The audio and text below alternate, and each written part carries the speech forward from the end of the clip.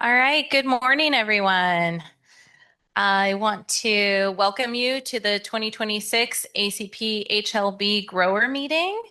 I'm very happy we were able to get a couple of guest speakers that we've never heard from before.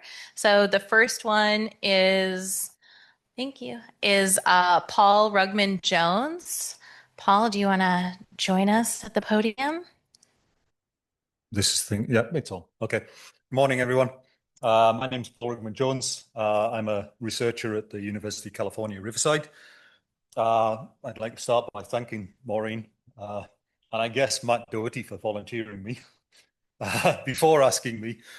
But you've actually won as a result of that because Daniel was visiting me from Florida, and as has happened, he's actually going to present some of his work from Florida here as well today. So everyone wins. Okay, so this morning I'm going to talk about some work that we've been doing in my lab at UCR. This is work that is pretty much all done by Jedeliza Ferrata, who's sitting here in the front row, and it's work done at UCR in collaboration with Greg Simmons at the USDA. And for the last 4 or 5 years, we've been looking at the prospect or the potential of using the sterile insect technique as a means of controlling Asian citrus psyllid. So I assume everyone here knows why we're here, right? So HLB is devastating citrus disease. It's decimated production in Florida. As a result of that, California is now the leading producer in the US. The disease is associated with a bacterial pathogen, Candidatus Liberibacter asiaticus, CLAS, and that pathogen is moved around tree to tree by the Asian citrus psyllid, ACP. We don't have a cure for that disease, and once your tree is infected, that tree is going to die. And so, best management practices have been, we're at the point where we concentrate, in part at least, controlling the psyllid vector is our best option for controlling spread of HLB. So that's led to the current adoption of this area-wide spraying program to prevent invasion and establishment of ACP in commercial orchards, and also the release of this little lady, Tamarixia radiata, in urban areas, a biological control agent which suppresses populations in the urban areas. But despite that, if you look at the HLB quarantine zones, HLB continues to slowly spread here in California. And so in response to that, we've been considering an alternative or an additional method for controlling the movement of the psyllid. That method is the sterile insect technique. You may be familiar with this. You probably are familiar with this. It's a program employed by the state of California to suppress and to prevent the establishment of medfly. So there's a huge program in California, huge releases of sterile flies to ensure that these exotic fruit flies don't invade. But just to walk through the basic principle, it involves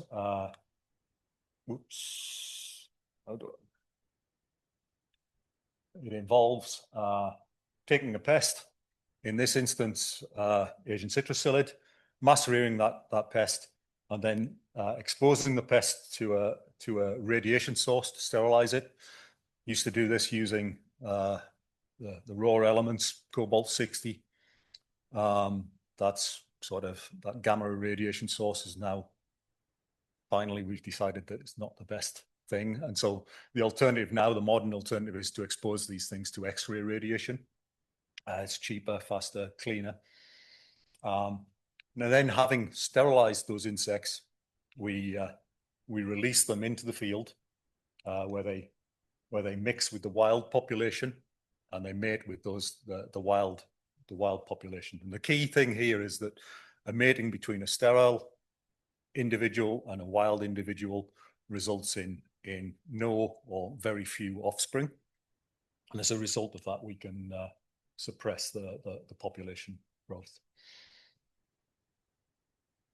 Okay, so I want to address one concern.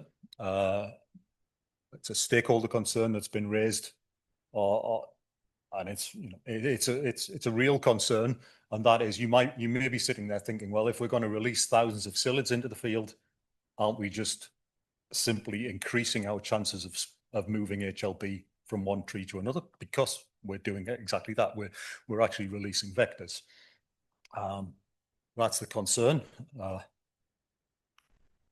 I don't think it is a concern, and the reason for that is that the Asian Citrus Psyllid is only an effective and efficient vector of HLB if it acquires as a nymph.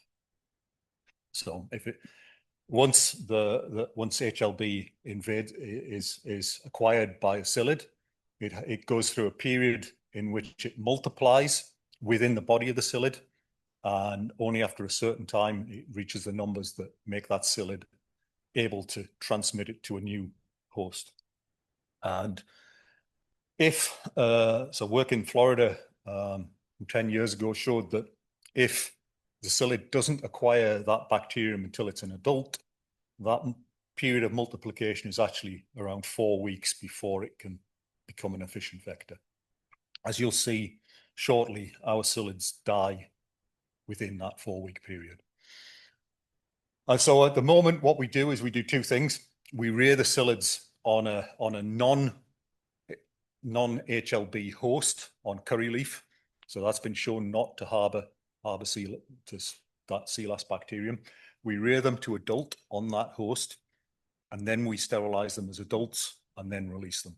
And so we know that when we release a psyllid in the field, an adult psyllid, it's HLB free at that point, and it's highly unlikely to become a vector because of its duration and this multiplication period of the bacterium.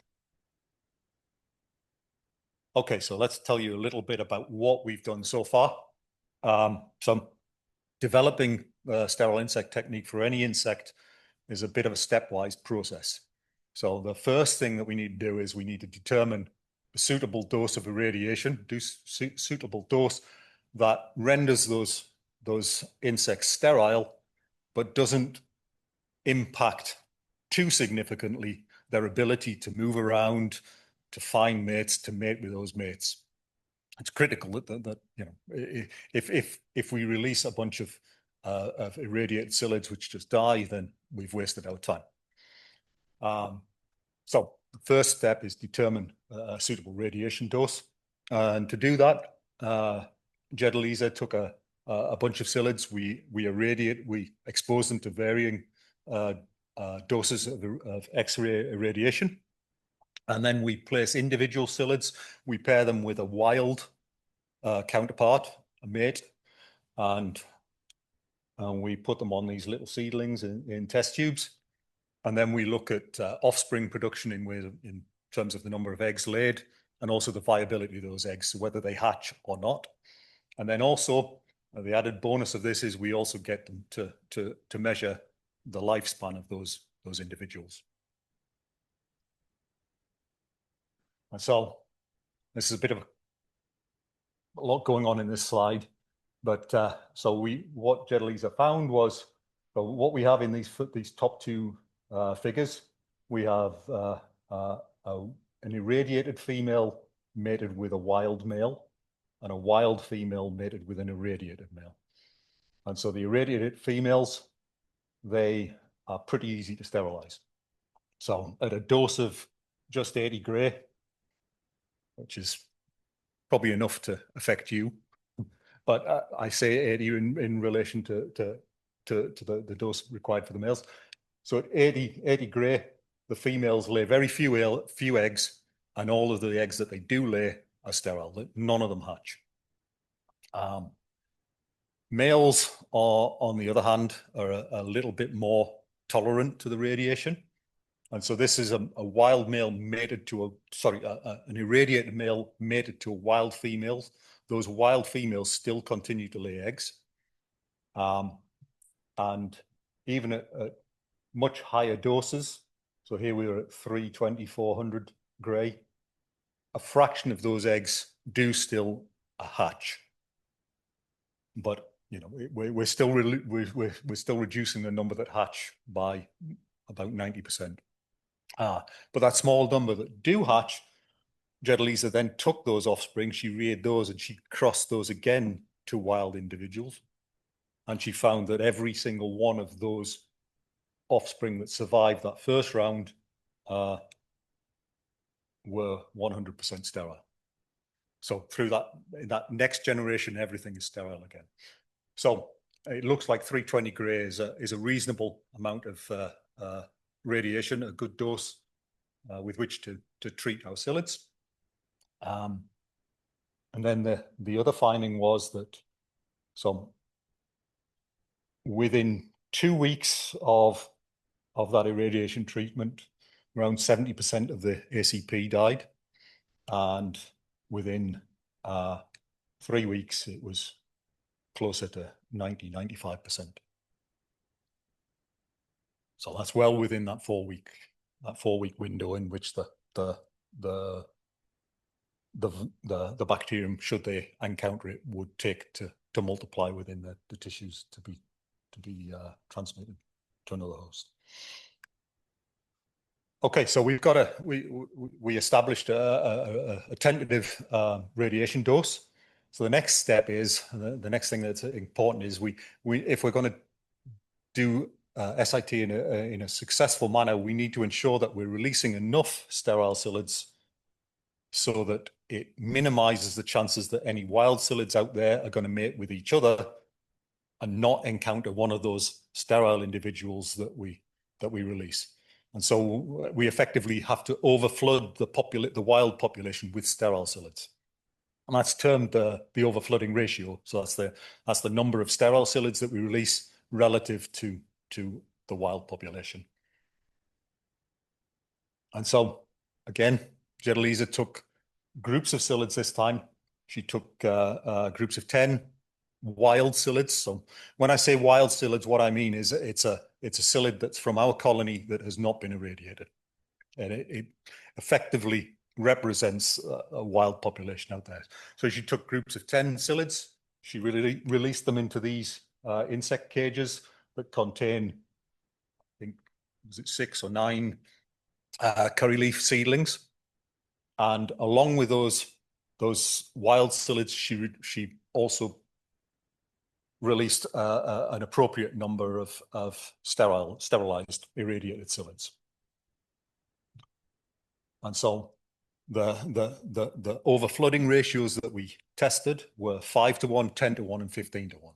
So in those cages, each cage received 10 wild psyllids and either 50, 100, or 150 irradiated psyllids.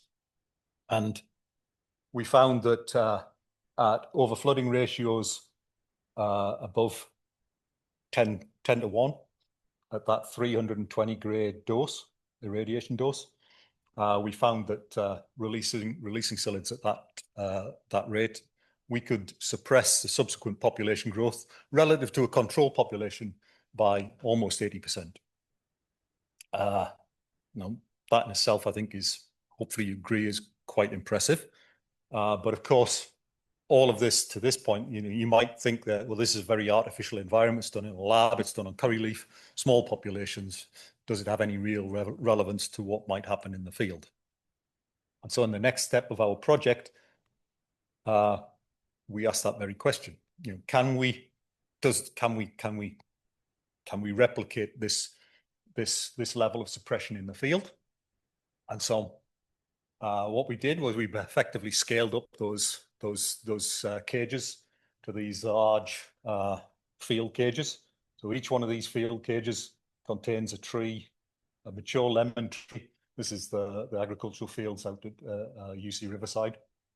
And that mature tree then represents a more realistically, a more physically complex, environmentally complex, because you've got we're not working in such a controlled temperature, humidity environment.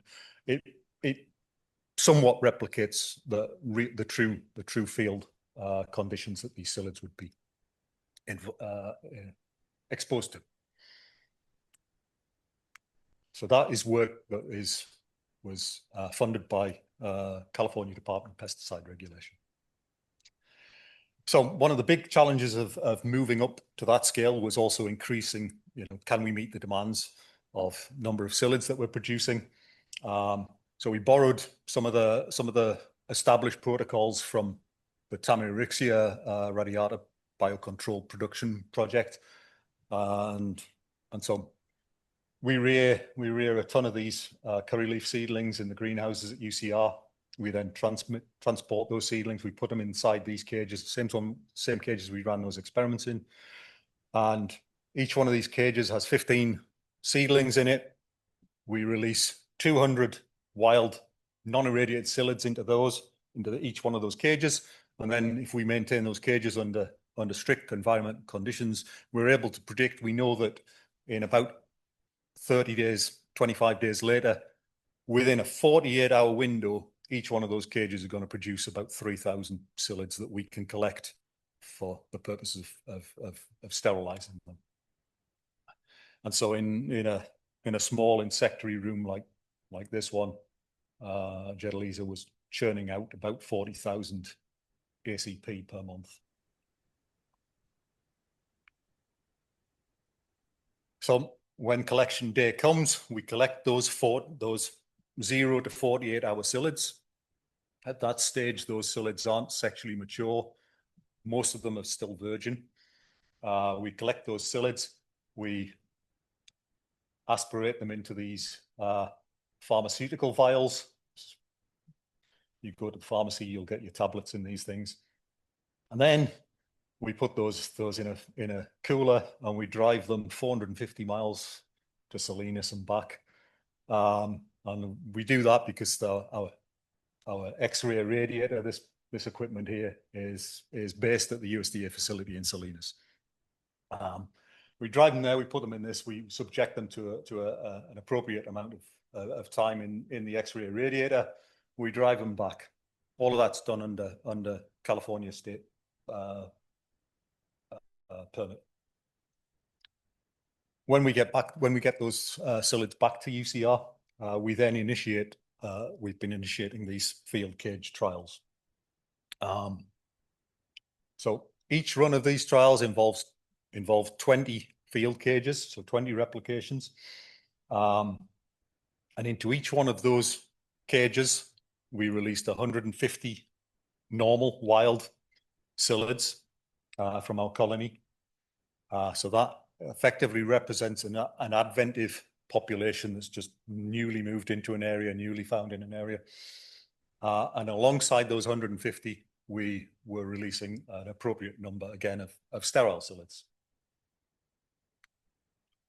So we had 4 treatments. We tested 2 radiation doses, the 320 that we thought was good from our first round of experiments, plus a slightly lower dose, 240 gray. And we did the two overflooding ratios, 10-1 and 15-1. And then we also have 4 control cages where we only release the wild psyllids. So there are no sterile psyllids going into that cage. And once those psyllids have been introduced to those cages, we zip up the double doors and we walk away and let them do their thing. They mix, make merry, whatever they do. And we ran this experiment on 2 occasions. We did it in the spring and then again in the summer of 2024. And then we use established degree day models to predict the good time for sampling the subsequent population.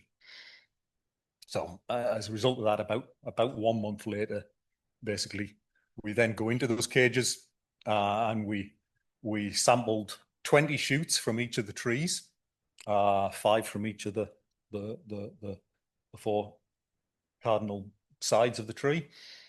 And then those trees are taken back and into the lab, and we count eggs, early and late instar nymphs on those shoots.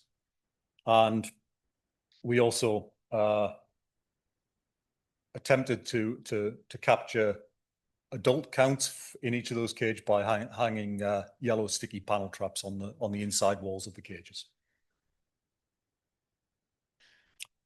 Okay, so let's walk through a little bit about what we found. So let's first consider just those control cages. So remember these, there's no sterile insects gone into these cages, just the 150 wild cages. So we've got 4 panels here. We've got adults, late instar nymphs, early instar nymphs, and eggs. And the only thing that's showing here is, like I say, the control cages. And you can see that certainly there's spring and summer here. So certainly in the spring, we have a good amount of psyllids that we're able to record. You'll notice that the numbers in the summer are lower. That wasn't a surprise to us. You know yourself, psyllid numbers in California drop in the summer.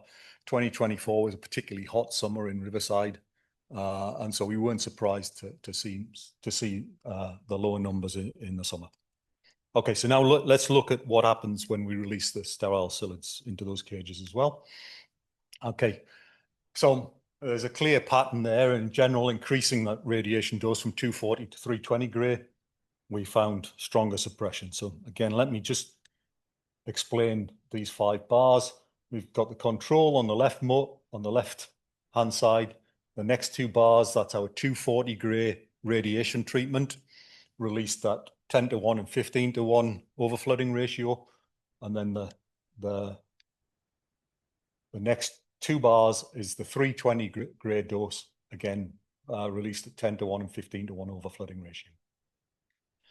Any of these bars that have the asterisk above them, that's a cage that's treatment in which the counts were significantly lower than the appropriate control. So hopefully you can see that the combination of 320 gray and 15:1 overflooding ratio reduced ACP counts the most. And when we look at that in simple numbers, the number of adults was over 80% fewer.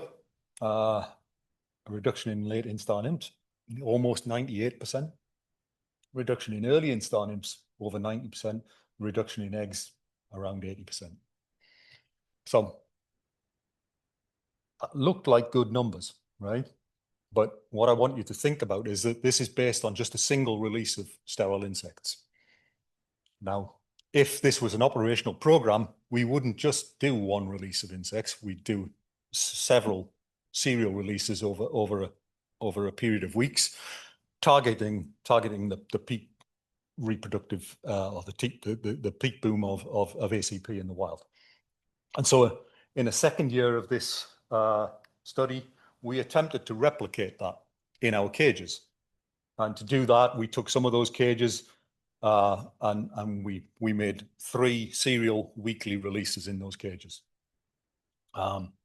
So in this second year, we just concentrated on the 1 radiation dose, 320 gray.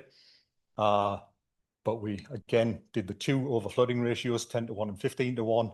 And then we compared single release with multiple release. And again, we did this control treatment where there's no SIT psyllids. Now, at this point, I want to tell you that these 40 cages here that we used in 2024, we used the same cages in 2025. So the same trees in those cages. Now, at the end of the 2024 season, we cleaned up those trees, we pruned them, we fertilized them, and I swear, the beginning of 2025, those trees were in good condition. But hold on to that thought. When you say you cleaned them up, you sprayed them, or we sprayed them with safer soap. Yeah. And pruned off any sign of any secondary pests. So again, in year 2, we did the same monitoring. We used the degree day model to predict a good sampling time. The only difference in year 2 was we didn't try to count the number of adults in the cages, simply because in those multiple release cages we were still releasing we were still releasing sterile psyllids up to 2 weeks prior to us going into the cages to make the counts. And so we had no way of telling whether an adult psyllid was one that we'd released or was a genuine offspring that had survived to adulthood. So there's no adult sampling this time. Okay, so the biggest surprise that we had was just how low our counts were in year 2. So remember I told you those trees looked really good. But if you look just at the control counts, they were like over 5-fold lower than in year 1. And that meant that it was impossible for us to actually find any significant difference between our treatments and the control. Having said that, if you look at particularly in the spring, you'll see that the same pattern is evident in terms of releasing psyllids sterilized at 320 grain at 15:1 produce the lowest subsequent population counts in those cages. If we could do this again, we would go back and we would move those, we would trim down another 40 trees and move those cages onto those 40 trees. We have no real explanation for why the psyllid populations were so low in the second year. Whether exposing those trees to psyllids 1 year somehow triggered some response within the tree that made them less susceptible or less suitable for psyllid production the following year, we don't know. But hopefully you'll agree that at least the trend is there from the first year. Okay. So just to summarize what I've gone through so far, where we're at with the project. So we've shown that ACP can be mass reared, and we can sterilize, and we've identified a reasonable dose, 320 gray, for sterilizing these. And we know that and in our cage trials, we've shown that if we release them at a reasonable rate, 15:1, then we can subsequently suppress the growth of the wild ACP population. We've done that in what I would call a reasonably realistic environment. I say reasonably because those cages still represent at this stage a closed system. So that precludes any sort of immigration or emigration of wild or sterile psyllids, but it also precludes natural enemies. We took steps to actually exclude the natural enemies from those cages. So the next step will be to see just how good this method can be in an open system, that's exposed to those things.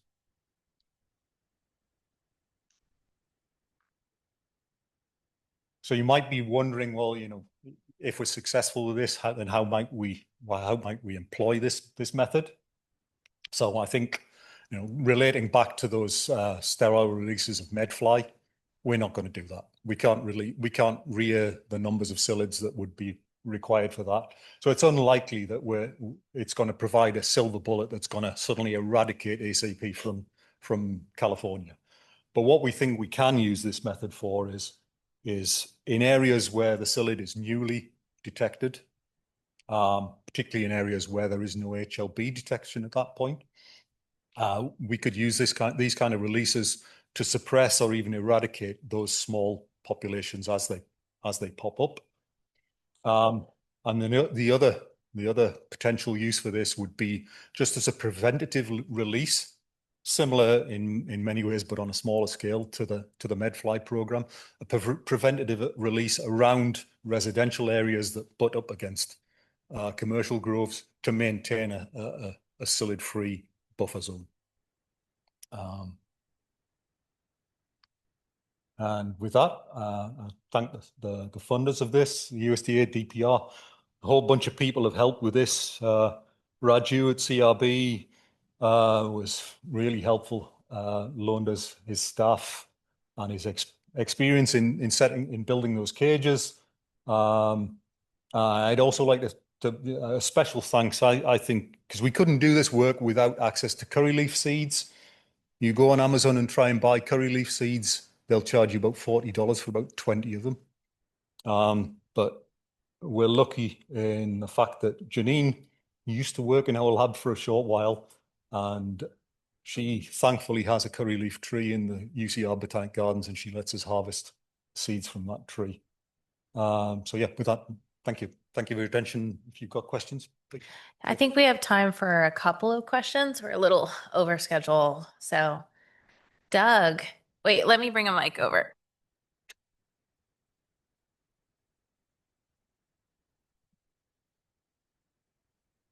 When you're putting this into an open system, my thing that I'd be wanting to find out is how you could disperse them, because psyllids tend to like to go to a spot and then hang there, which means if you release them, they're going to go to the nearest trees that they find hot, and then they'll go to those in the back trees. So it's going to be a disbursement problem with covering entire fields. What is your thought on that? Yeah, I mean it is fair. It's a fair question, and it's one that I don't have a great answer for right now. I mean, it's part of why we want to do this open releases, to see whether they are just going to all sit on one tree, or whether there will be any natural dispersion. But I mean, we're thinking at the minute in terms of the properties that we're looking at is residential areas. If you've got a property with like 3 or 4 trees on a property, we would release 250 psyllids per tree, and see where we go from there. If you're talking about small sort of commercial groves, then again, it's when we're not in a position to do drone releases or anything like that, which is what they use, or aerial releases from aircraft like they use with the medfly. I think it would be a case of just putting a vial of psyllids on every tree. Yeah.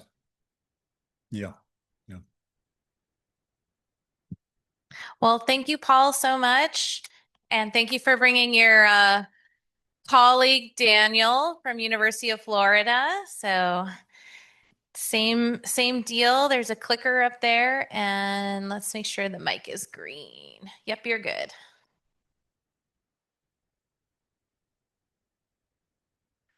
Good morning. Thank you for the invitation and for the opportunity. I don't work with ACP or HLB. I work with mites, specifically flat mites, Brevipalpus mites that are characterized by having associations with plant viruses. So these flat mites belong to the family Tenwipalpidae. The genus Brevipalpus is a diverse group that has been subject to taxonomic revisions recently. It's a lot more diverse than what we thought a few years back. And we have several species that transmit viruses. In particular, there's 2 complexes, the Brevipalpus californicus and Brevipalpus jothersii. These are complexes that involve multiple species, and these are the presumed vectors of an important disease of citrus. It's called citrus leprosis. But there are other mites that also harbor viruses. So these mites are a little bit different from other mites of agricultural importance. They tend to have a longer life cycle than the spider mites or the broad mites or bud mites. 60 days is quite long for a mite. They also have this asexual thelitoky reproductive system. So the whole population is composed of females. And this is a condition that is mediated by symbiotic bacteria in the genus Cardinium. So in the lab, you can treat the mites with antibiotics and produce males, but in the field, the whole population is composed of females. They're also known as false spider mites. You see a lot of older literature referring to false spider mites because they don't produce webbing. That is not a good name, really.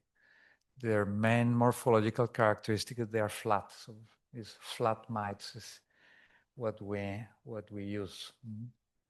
They usually like blemished fruit or crevices or lesions on the fruit. They don't like a perfect fruit to establish.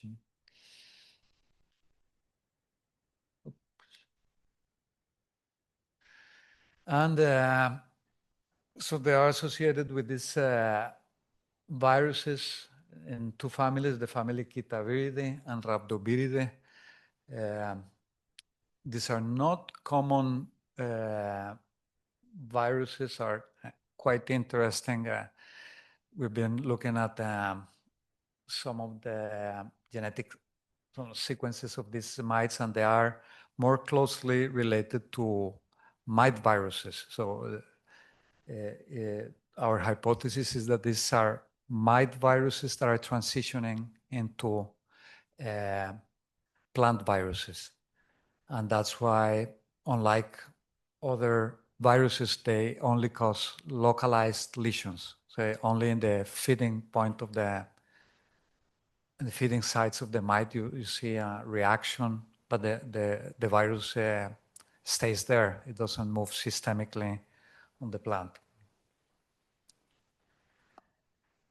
So there are a number of viruses. It's a complex of viruses, Decaraviruses and Kitaviruses. Most of the reports are from South America. This is a little bit biased because this is where most of the research has been conducted. So there's a famous researcher, Elliot Kitajima. That's why this is called a Kita virus. The family was named using his last name. And he has dedicated his life to studying these viruses. So that's why the greatest diversity is from South America, but we do have some here in the States. These blue points mostly correspond to orchid flea viruses moved around with trade of orchids that are moved around the world. The symptoms are very variable. As you see here, citrus, but you have also infections in many ornamental plants, other fruit crops, passion fruit, you see in coffee. The symptomatology is quite variable, but like I said, usually localized lesions. So the virus is restricted to these areas. So in terms of management, if you get rid of the vector and you remove all the leaves, you can cure a plant. You can remove the virus. In viruses, you have like DNA and RNA viruses, and single-stranded and double-stranded. These are single-stranded RNA viruses. Another peculiarity is that they are segmented. So these Psylliviruses are mostly cytoplasmatic viruses. You see here infection in multiple plants, as you see.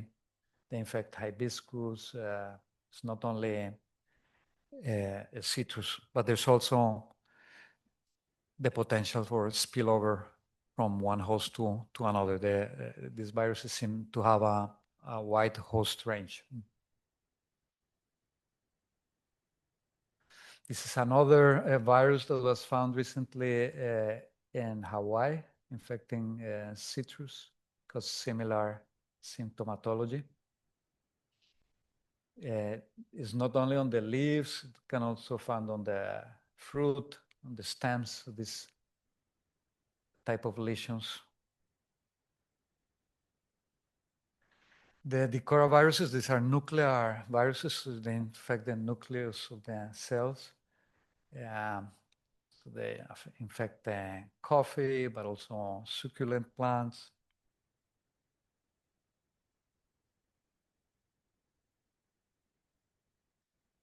You can see them on hibiscus, also Dieffenbachia. There are multiple ornamental plants, orchids that are affected by these viruses. These are nuclear type of virus that's kind of rare. It's present in Central America that affects citrus.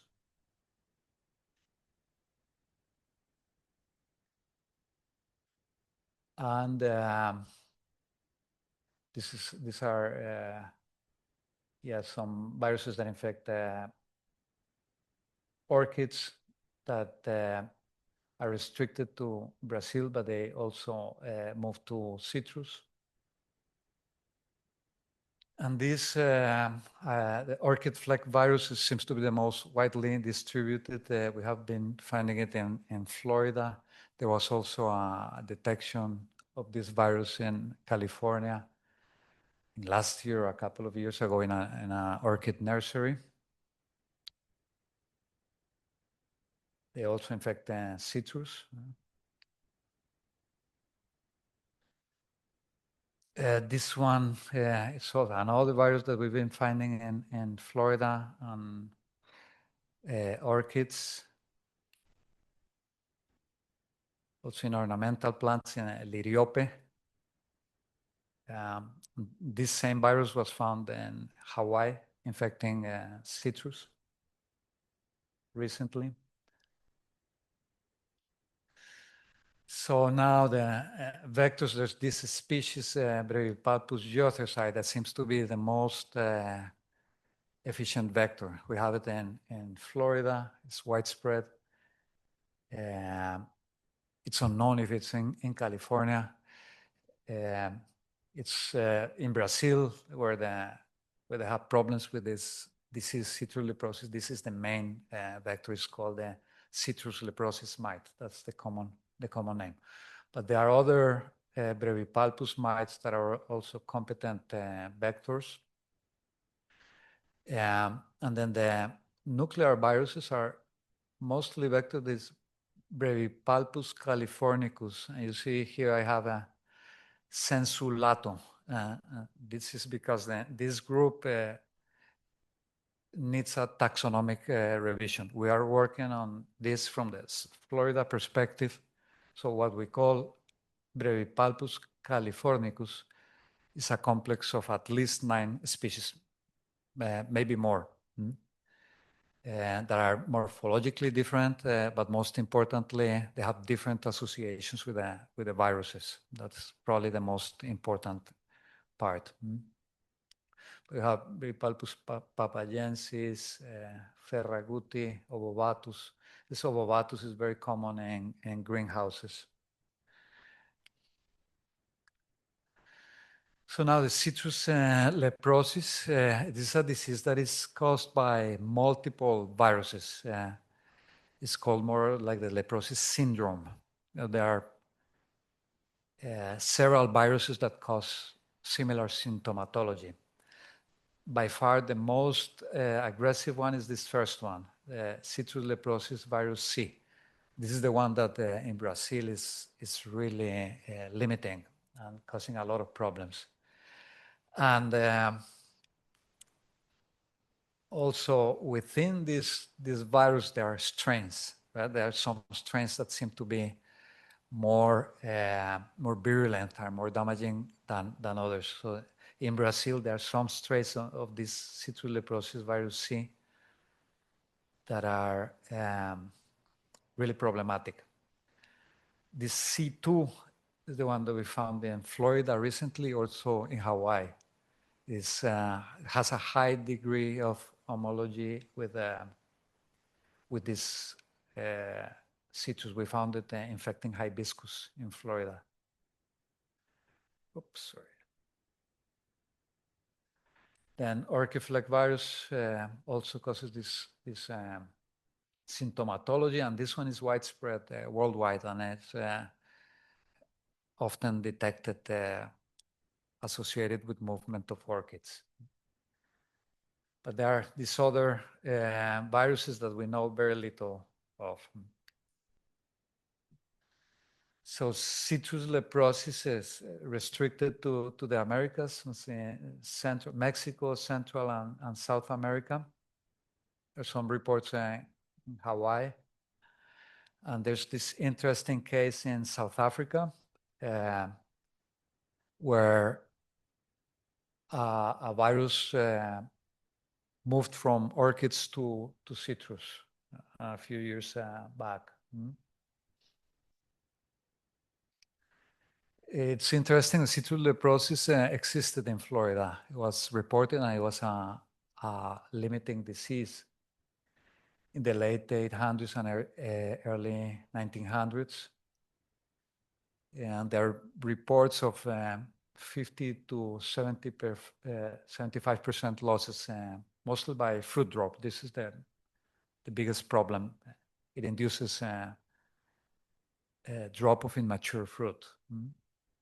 But the disease disappeared from Florida, and it's an enigma. We don't know why. One hypothesis is because of cold weather, an unusual cold weather during that period. And also, there's also some suggestion that there was the use of some particular pesticides that are banned now, but at that time were widely used. So we are concerned that we could have a resurgence of this disease in Florida and in other parts of the country. So recently, 2 or 3 main viruses known to cause citrus leprosis have been detected in ornamentals in Florida and California. This Liriope and hibiscus is particularly concerning. This is an important crop in South Florida. We have a significant ornamental industry, and hibiscus is the main plant. It's also shipped all over the country and also to Canada.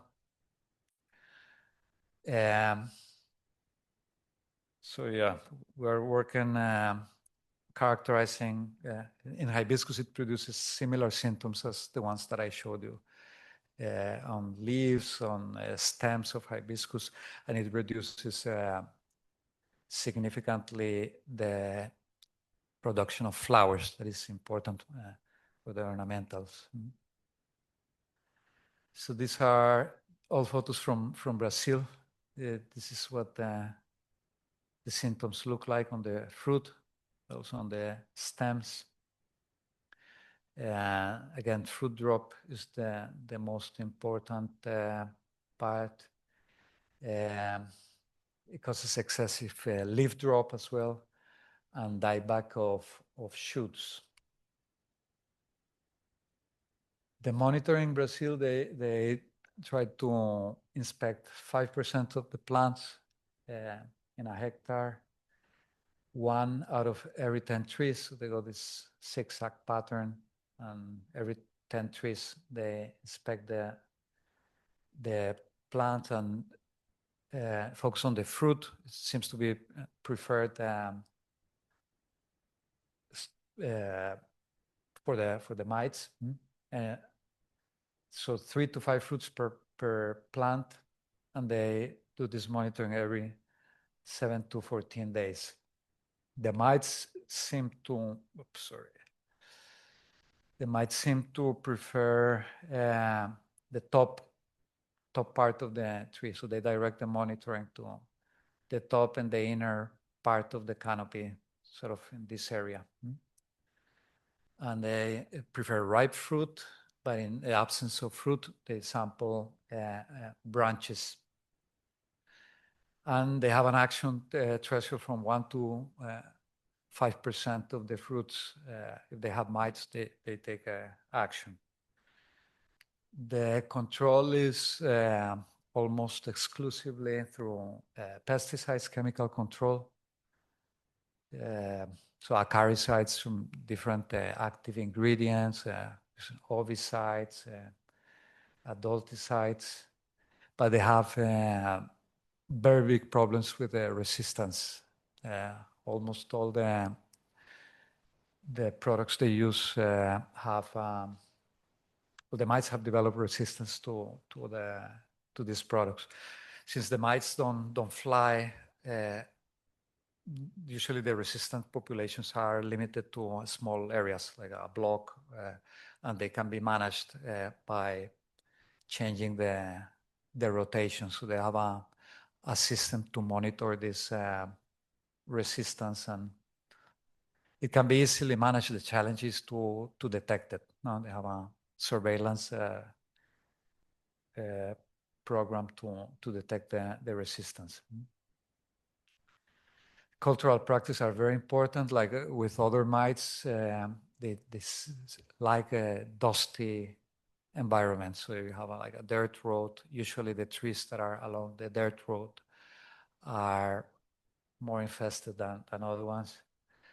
The mites have a broad host range, and some of the weeds and other plants in the vicinities of the citrus can serve as a reservoir both for the mites and for the viruses. I told you at the beginning that the mites like fruit with blemishes, with scars, so reducing citrus cap and scales and other factors that are favored or the mites like. Disinfesting the harvesting material so you don't move the mites around. And sanitation is perhaps the most difficult, picking up and destroying the drop fruit because it's a reservoir for the mites. And pruning, like I said, if you control the vector and you prune the branches that have lesions, you can cure a plant. What we're doing in Florida, we're just studying the complex. So we're doing taxonomic revisions and trying to understand which are the populations that are really associated with viruses. I think California would benefit from a taxonomic revision. We have received samples from California, and usually everything is classified as Brevipalpus californicus, but it's a complex, and you really need to know better what mites you have to be prepared for the emergence of a problem like this. We're working a lot on biological control. There's a predatory mite, Amblycellus largoensis, that seems to be very good for flat mites in general. So we're trying to develop this into a commercial product, collaborating with some biocontrol companies. And I think this is all I had to share today. And I'll be happy to answer any questions you may have.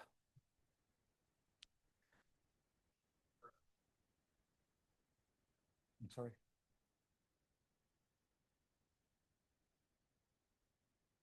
Yeah, oranges seem to be preferred. Lemons and limes in particular seem to be tolerant to some of these viruses we don't know of, at least nuclear viruses. In Mexico and some areas they have incidents of these viruses. They're moving to lime to control like the disease.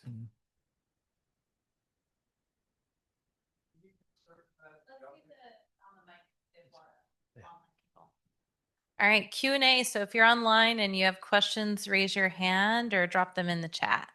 Here you go, Doug. Should we be concerned about it being able to jump from a hibiscus to a citrus? In other words, if you have an infected hibiscus coming into Certainly, we're looking into that. Like I mentioned, there's already a precedent in South Africa where this happened from orchids to citrus. The one in hibiscus in Florida, we're very concerned about that because the virus is very similar to the citrus, the one infecting citrus in Brazil. The problem is these viruses are changing all the time, adapting. They evolve very, very rapidly. So certainly there's the potential for that. And there's also the potential for emergence of new diseases. It doesn't necessarily means that the virus is going to be introduced into an area, but the populations here in California, they likely have some viruses associated with them that can be changed and become virulent. So it's important to understand the diversity that you have. Mm-hmm. Any questions in the audience in person? No? All right, we don't have any questions online. Thank you so much for presenting your work with us. Appreciate it. All right, David Wirta is on deck.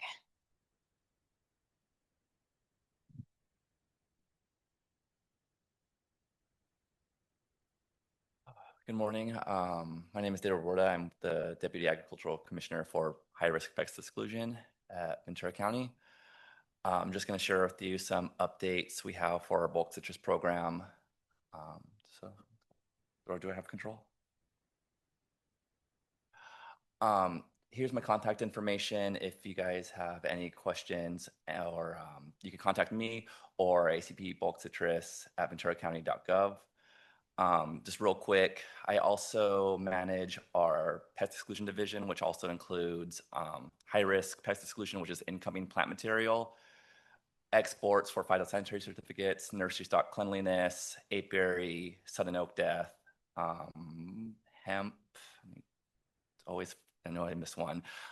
Just like to let you guys know in case you're, in addition to being a citrus grower in the audience, you might be involved in another part of the process, whether it's exporting or involved with your packing house, or if you have another crop that might need some services. Our biggest goal in this program is to stop the next ACP style pest from coming into our county, because that's the last thing we need, whether it's going to be on strawberries, avocados, what have you.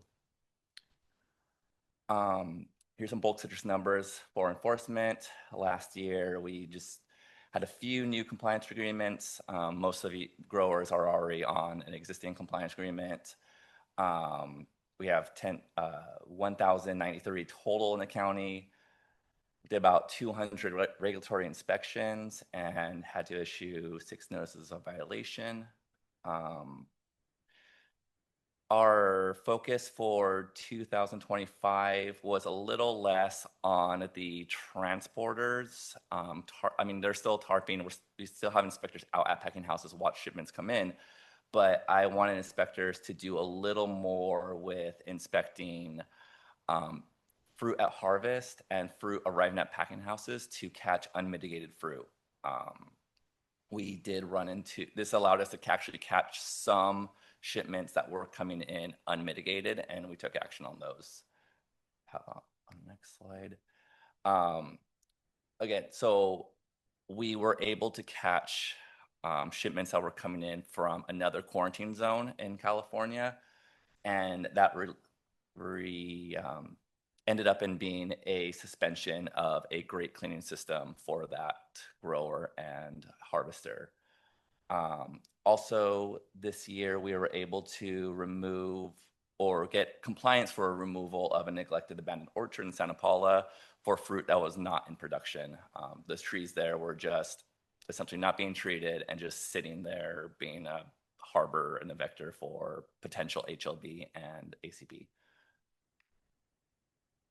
Kind of a new development. I was going to go really quick. Just new for 2026. We have the AB 732 passed last year, and this is going to allow county agriculture commissioners to have kind of an extra tool in their toolbox for dealing with neglected and abandoned orchards and public nuisances.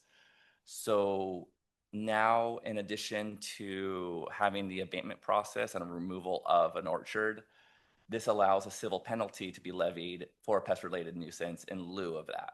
This is kind of a leaner method for us as a department than having to go through the entire abatement process, which has a lot of legal hangups and a lot of extra steps in terms of funding and the ability to do it. A civil penalty is a lot easier, as it's similar to the civil penalties we can do for our pesticide program or for other enforcements that we have. I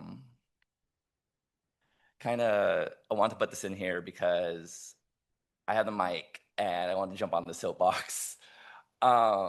Something that's kind of it's a paperwork issue that we have with in our Broke Citrus program.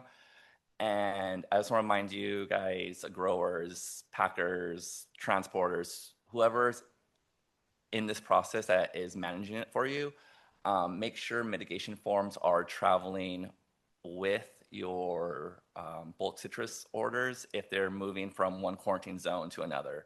So if you're moving from the HLB zone in Santa Paula to Oxnard, a mitigation form has to be sent to our department 72 hours advance so we could verify, and then also that mitigation form has to go with the transporter as well. This ensures that a proper mitigation was done at harvest, whether it was a spray and move or mechanical cleaning before it left the quarantine. The same thing with coming from another ACP zone out of our county and into our county. Ensuring that these are coming through to our email 72 hours in advance saves us a lot of bandwidth to do other inspections that are more pressing.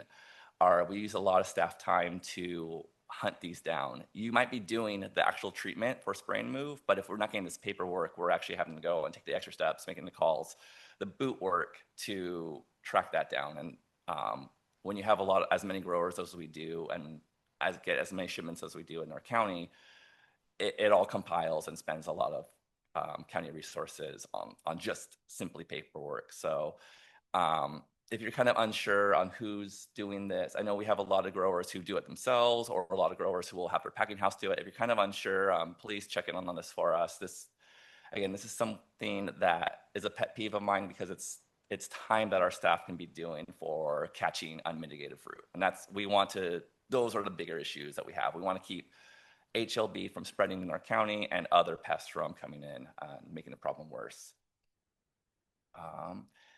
Similarly, if you're shipping within your zone and you do not need a mitigation, just making sure the pick tickets are clear for the inspector to verify that, yes, we know it's coming from an area that we don't need a mitigation from. Say you're coming from Carrillo to Oxnard.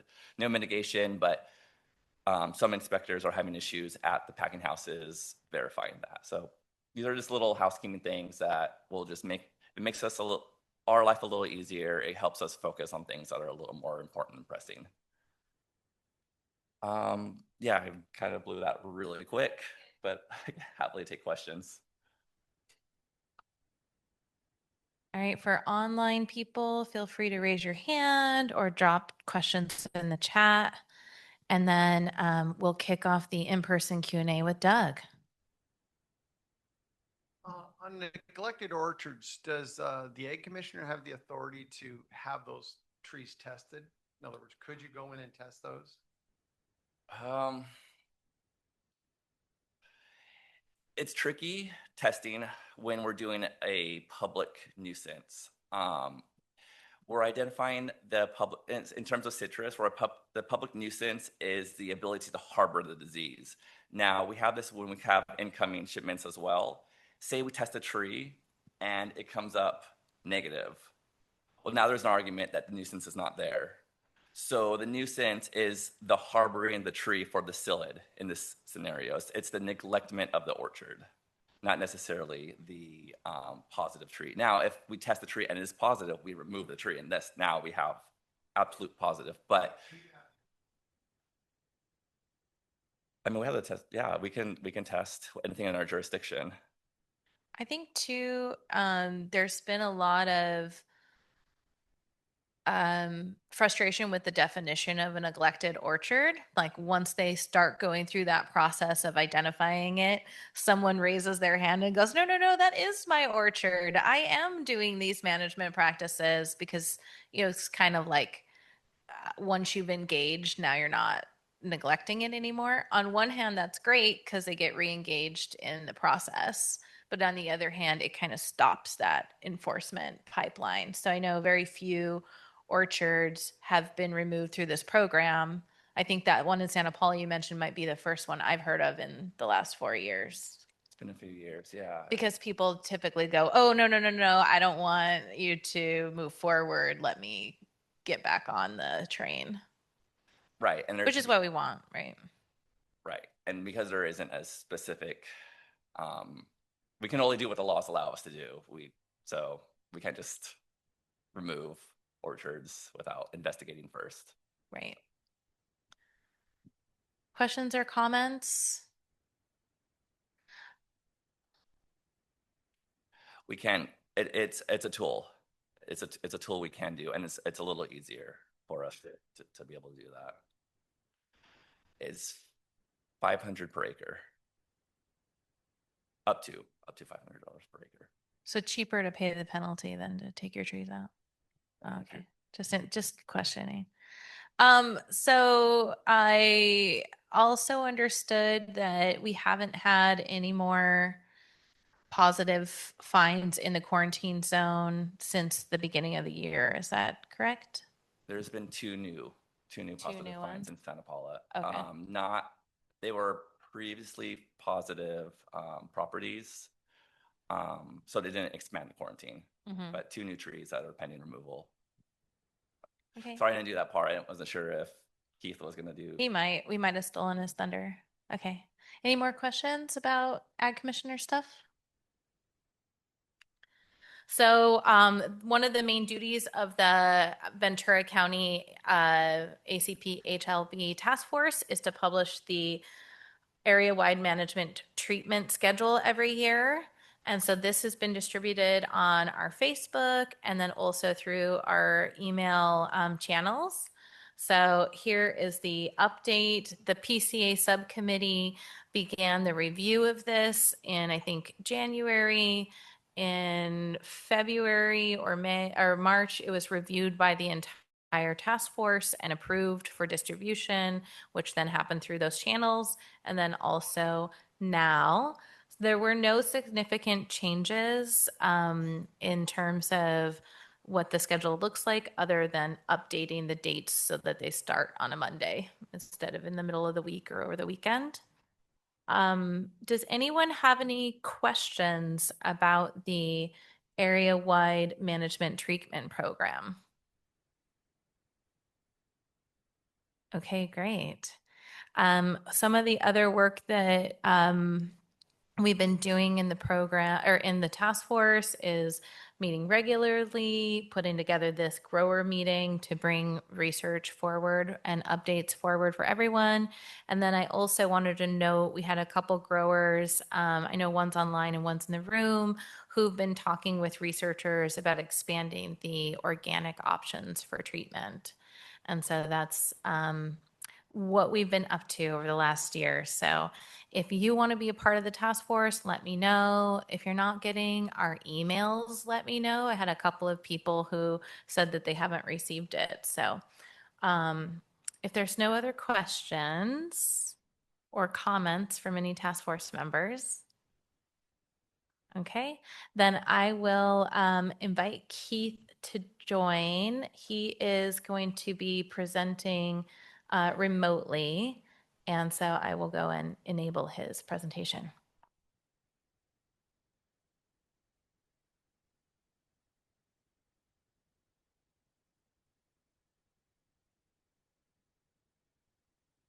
Good morning. Can you see my screen? I'm not sure if we're seeing your screen or Stephanie's screen.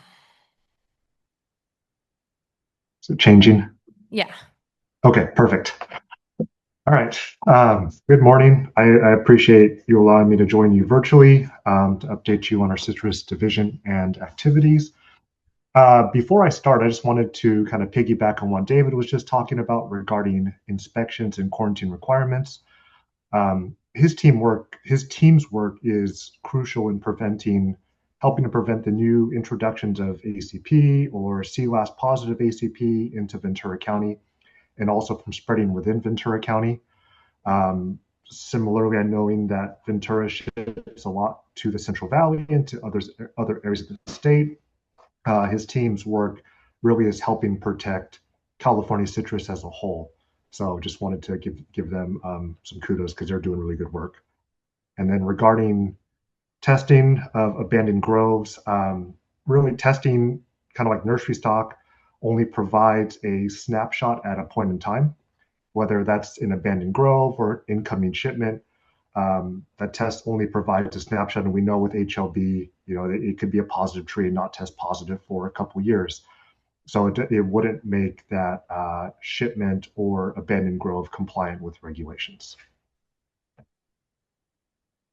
All right. At the start, so the task force had requested an update on our division's operations and budget. So we're going to start with that. So early last year, we updated with our citrus committee, we updated our strategic plan.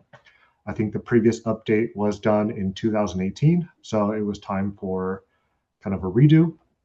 Our mission is still to protect all of California's commercial citrus industry from invasive pests and diseases through the development and implementation of effective policies and regulations. And then obviously along those lines, our vision is to keep California's commercial citrus thriving in the face of emerging pest and disease threats. The strategic priorities are largely similar. We have some updates. We do have some updates in within each of these little sub bullets, but in necessarily no particular order. Detect, suppress, and locally eradicate ACP population. So this applies in the non-generally infested area. So basically the Central Valley, San Luis Obispo, and north. Detect and eradicate HLB disease trees. Control the movement of psyllids, which is through enforcing regulations, and make sure that we're continuing to conduct outreach and collaboration. And newer with this update is operational excellence, which includes anything from improved accounting, communication with the committee, which is what with our division needs or issues that we're encountering that are keeping us from being as effective as possible. Onboarding new committee members. So Christopher Greer, who is the Assistant Ag Commissioner of Tulare County, has joined our committee as of about 2 weeks ago as the public member. And then just more long-term planning for the division.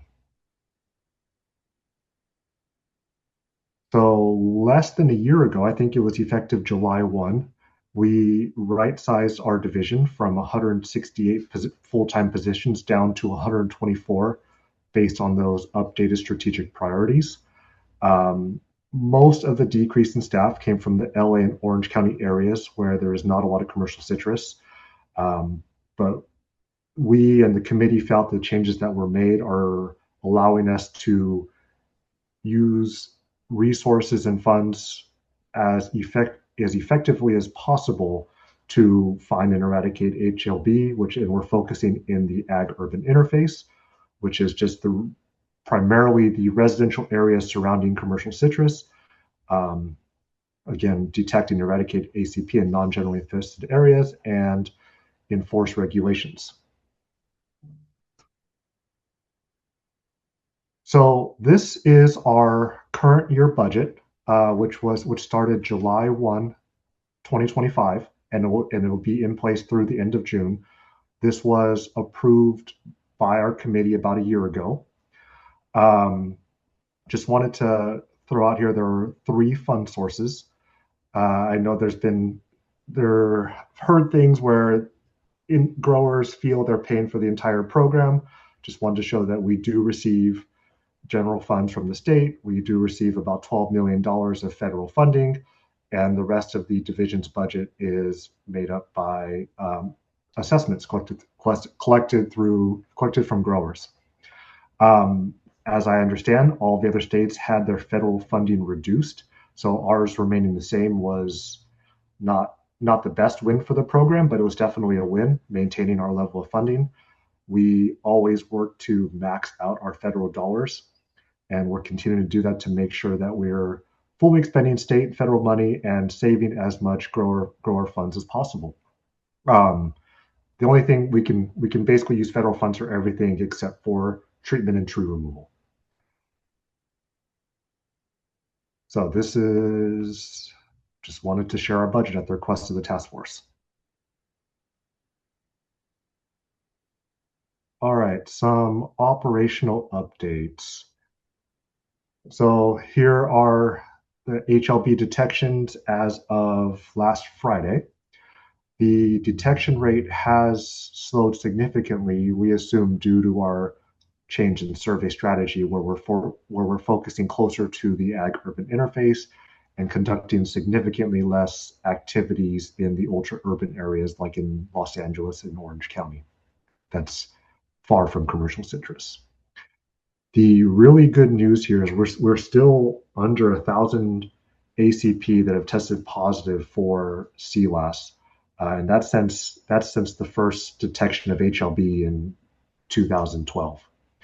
So, and that's, I think I know we've tested well over 650,000 ACP. So that's a very low positivity rate, which we find encouraging.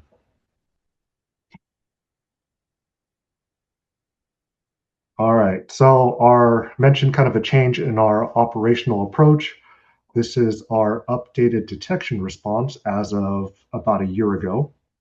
Again, the focus is to best use our resources to protect commercial citrus. So over the years, this is in response to an HLB positive tree. Over the years, our delimitation response has been reduced pretty significantly based on the percent confidence rate that we'll find all the positive trees. And we used to, at the beginning, it was an 800-meter radius from trees where every host was surveyed and treated within that radius. And then it was reduced to 400 meters and then to 250. So now just, again, trying to be as budget conscious while still being as effective as possible. If a detection is within 1 mile of commercial citrus, then we employ the full 250-meter delimitation where every host tree is surveyed and treated. If it's between 1 and 3 miles from commercial citrus, it's a 50-meter delimitation, which kind of works out to being the find site as well as adjacent properties. And then if it's more than 3 miles from commercial citrus, we're only doing the find site. So as an example in that, if it's in Anaheim, if Orange County, if we find HLB, we're only doing work on that one property and not doing the adjacent properties.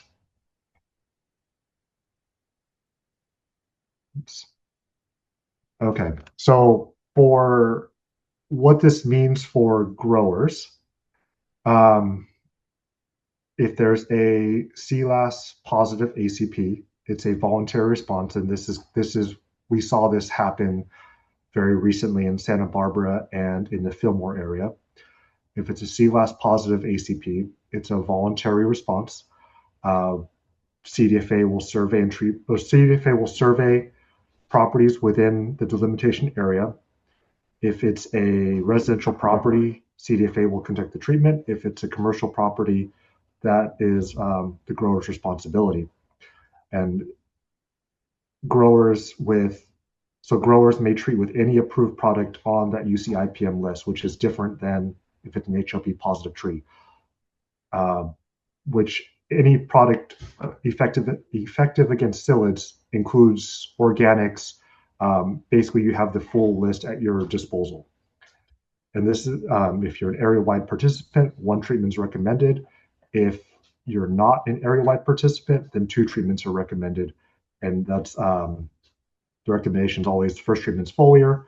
If the second is foliar, that's within 30 to 60 days following the first treatment. And if it's a systemic, then that should be applied within the 2 weeks of the first treatment. If it's a CLAS positive nymph, then the thing above applies, but the tree must be removed because it's been determined that that tree is likely infected and will be HLB positive. If it's a positive tree, then that becomes a mandatory response where survey and treatment is mandatory. Growers would be required to treat only with the products available for the pre-harvest treatment, and which means there is no organic option. And I know Maureen just mentioned that there are growers working with researchers to help encourage and develop those organic options. We are absolutely supportive of that, but we take the recommendations from the UC IPM on what products should be used.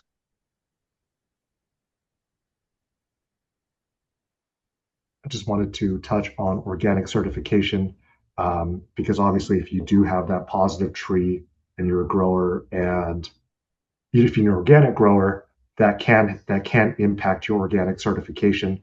We recommend you contact your accredited certification agency immediately. The certifier will determine if the treatment program falls within the National Organic Programs regulations, which generally includes you need to have a state or federal declared emergency pest program, which HLB is. And when you're required to apply that conventional product, odds are you will lose your organic certification for that one crop. That crop may still be marketed as conventional. However, your certification status of your organic operation is not affected. You will lose it for the one crop, but you do not have to go through that 3-year certification process to regain your organic status. You would have that for the following crop.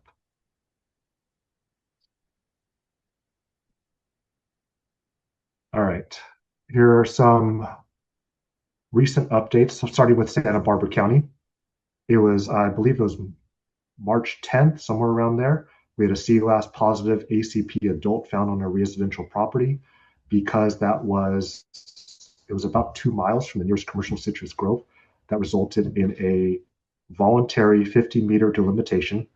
All 7 properties within the delimitation area were surveyed and sampled. All came back negative.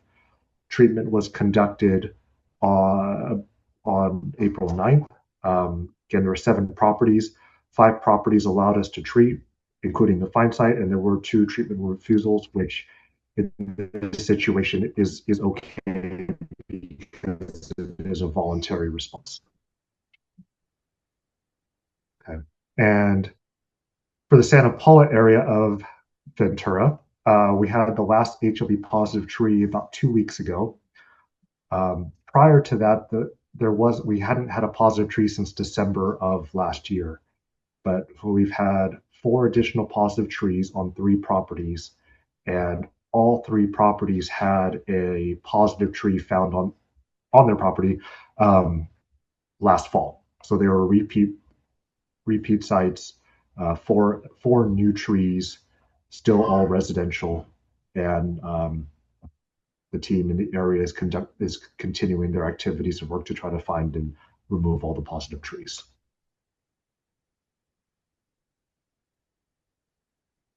And then I think it was about the same day, almost just about the same day as that Santa Barbara find, we had an ACP, CWAS positive ACP in a commercial grove in the Fillmore area.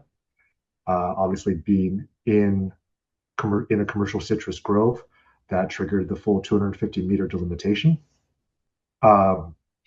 Staff went out there and conducted quadrant sampling, which included collecting leaves and peduncles from all sides of the trees. 7 properties were surveyed. There was 1 property that we are still unable to make contact with. This is a voluntary response because it's not a positive tree, it's only a positive adult. Total, there were 3,184 samples collected from these properties, and they all came back negative, which was amazing, phenomenal. It was really, really good news that everything came back negative. 5 of the properties opted to treat, again, voluntary. They conducted treatment. One, I believe, one is no contact, and the other one that hasn't treated is we've been told they're working on it. Both, obviously Santa Paula, which we've been in that area for 2.5 years now, almost 3 years, and then both the Fillmore and Santa Barbara areas are gonna stay high on our priority list, and they will be revisited likely in the fall with our next round of survey.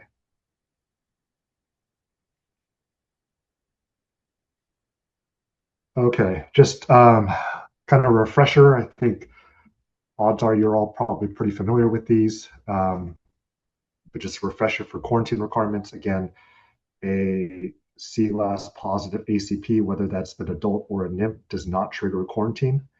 Only a tree does. A nymph does trigger mandatory tree removal. And then when it comes to mitigations, they have been updated, right? I think it was following that initial Santa Paula fine, we were able to work with growers and the committee to update mitigation requirements. So if you are moving within the contiguous HLB quarantine, then no mitigations needed.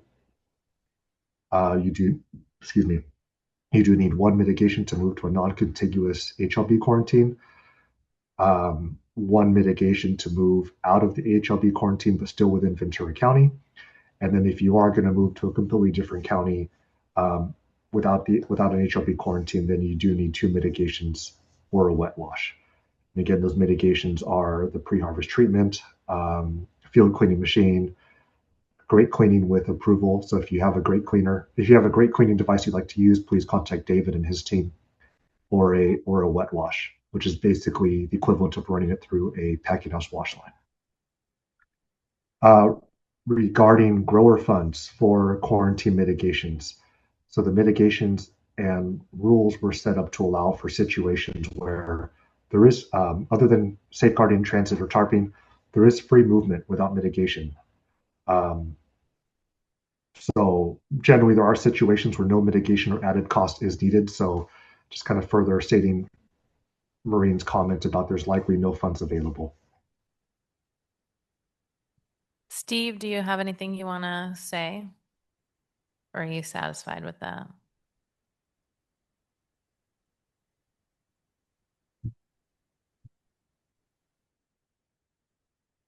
All right, go ahead, Keith. Thank you. Yeah, and all this is just, again, to hopefully be prepared in case your grove does become quarantined for HLB, just so wherever your packer is, just so you have a plan or course of action that at least as a fallback if it's needed. And hopefully it's not. Okay, and we do have a new grower liaison for Southern California. They're going to be servicing from San Luis Obispo, Santa Barbara, Ventura, and everything south of the Tehachapis. So if I don't believe Barbara was able to make it, but if David is on and is able to introduce himself, I'd like to give him the opportunity to do so. Yeah, thank you so much. I appreciate it. This is Dave McCullough. I own Veterans United Solutions. And as described, we're looking forward to serving as the grower liaison for Southern California. Barb will be our grower liaison. You see her email address there at the bottom. And supporting her as our deputy project manager will be Katie. And her email address is katie@veteransunitedsolutions.com. Once again, we really look forward to this opportunity.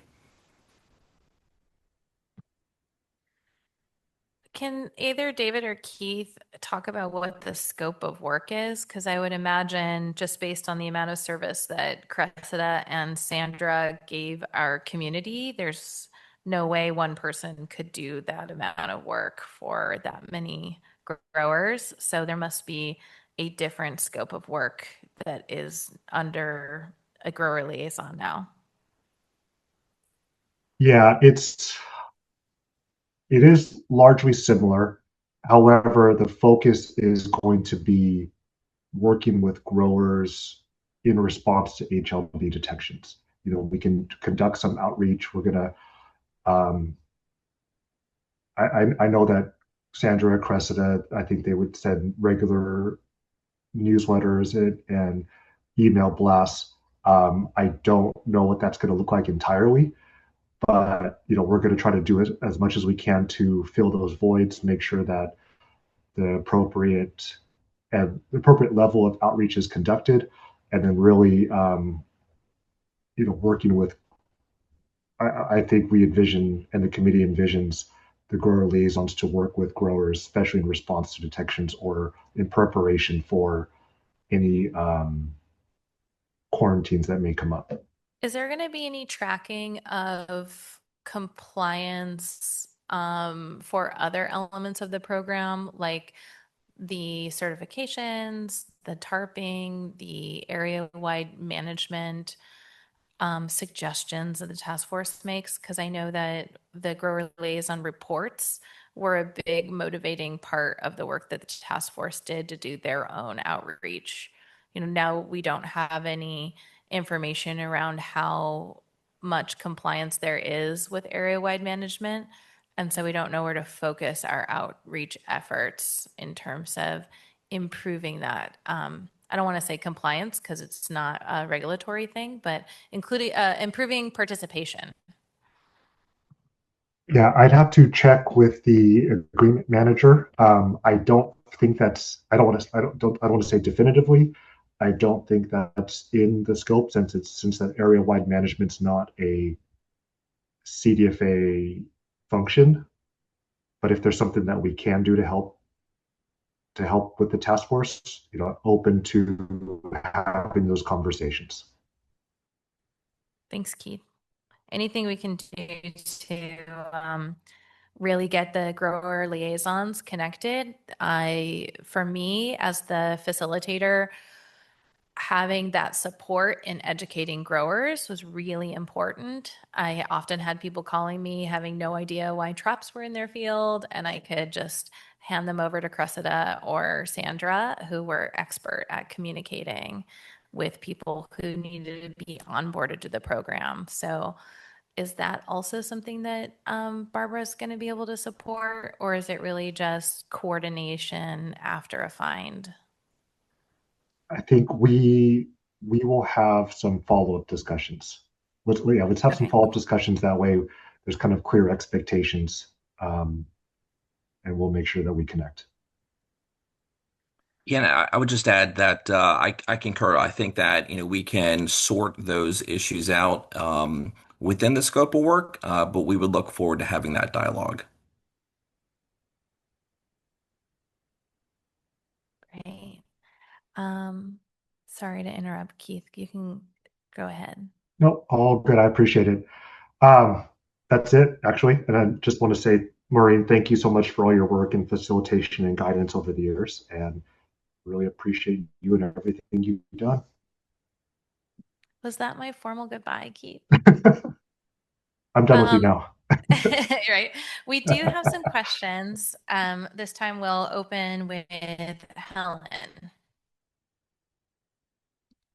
For the fall follow-up testing in Fillmore, what will that look like? Will you focus on that red square? Will it go beyond? Is it just leaf samples, or is it pest as well? So the way our survey works, we'll start with the residential survey. Well, actually, we're a couple things on this. We use risk factors to determine where that survey should focus, and that'll be multiple square mile grids in and around these areas, and that will include commercial properties. So it's not just only in these 2 squares where we have the detections. It'll be surrounded areas where we determine there's a level of risk. Further, we are working with the Citrus Research Board, and they've been able to develop a machine learning model that we're going to be integrating into our risk-based survey approach, or a multi-pest survey approach that'll help more scientifically dictate and guide what areas should be surveyed. So all this to say, we're just going to continue to focus in and around these areas. And it'll be, when we do conduct our surveys, leaf samples are taken, often peduncles, and then if psyllids are observed, then staff absolutely collect those psyllids as well. That satisfy your question? Every 6 months? Does that sound right, Keith? Yeah, we aim for 2 cycles a year that each last about 6 months long. So I would anticipate that we would be returning sometime early fall or in the fall. Joe, do you want to unmute and ask your question?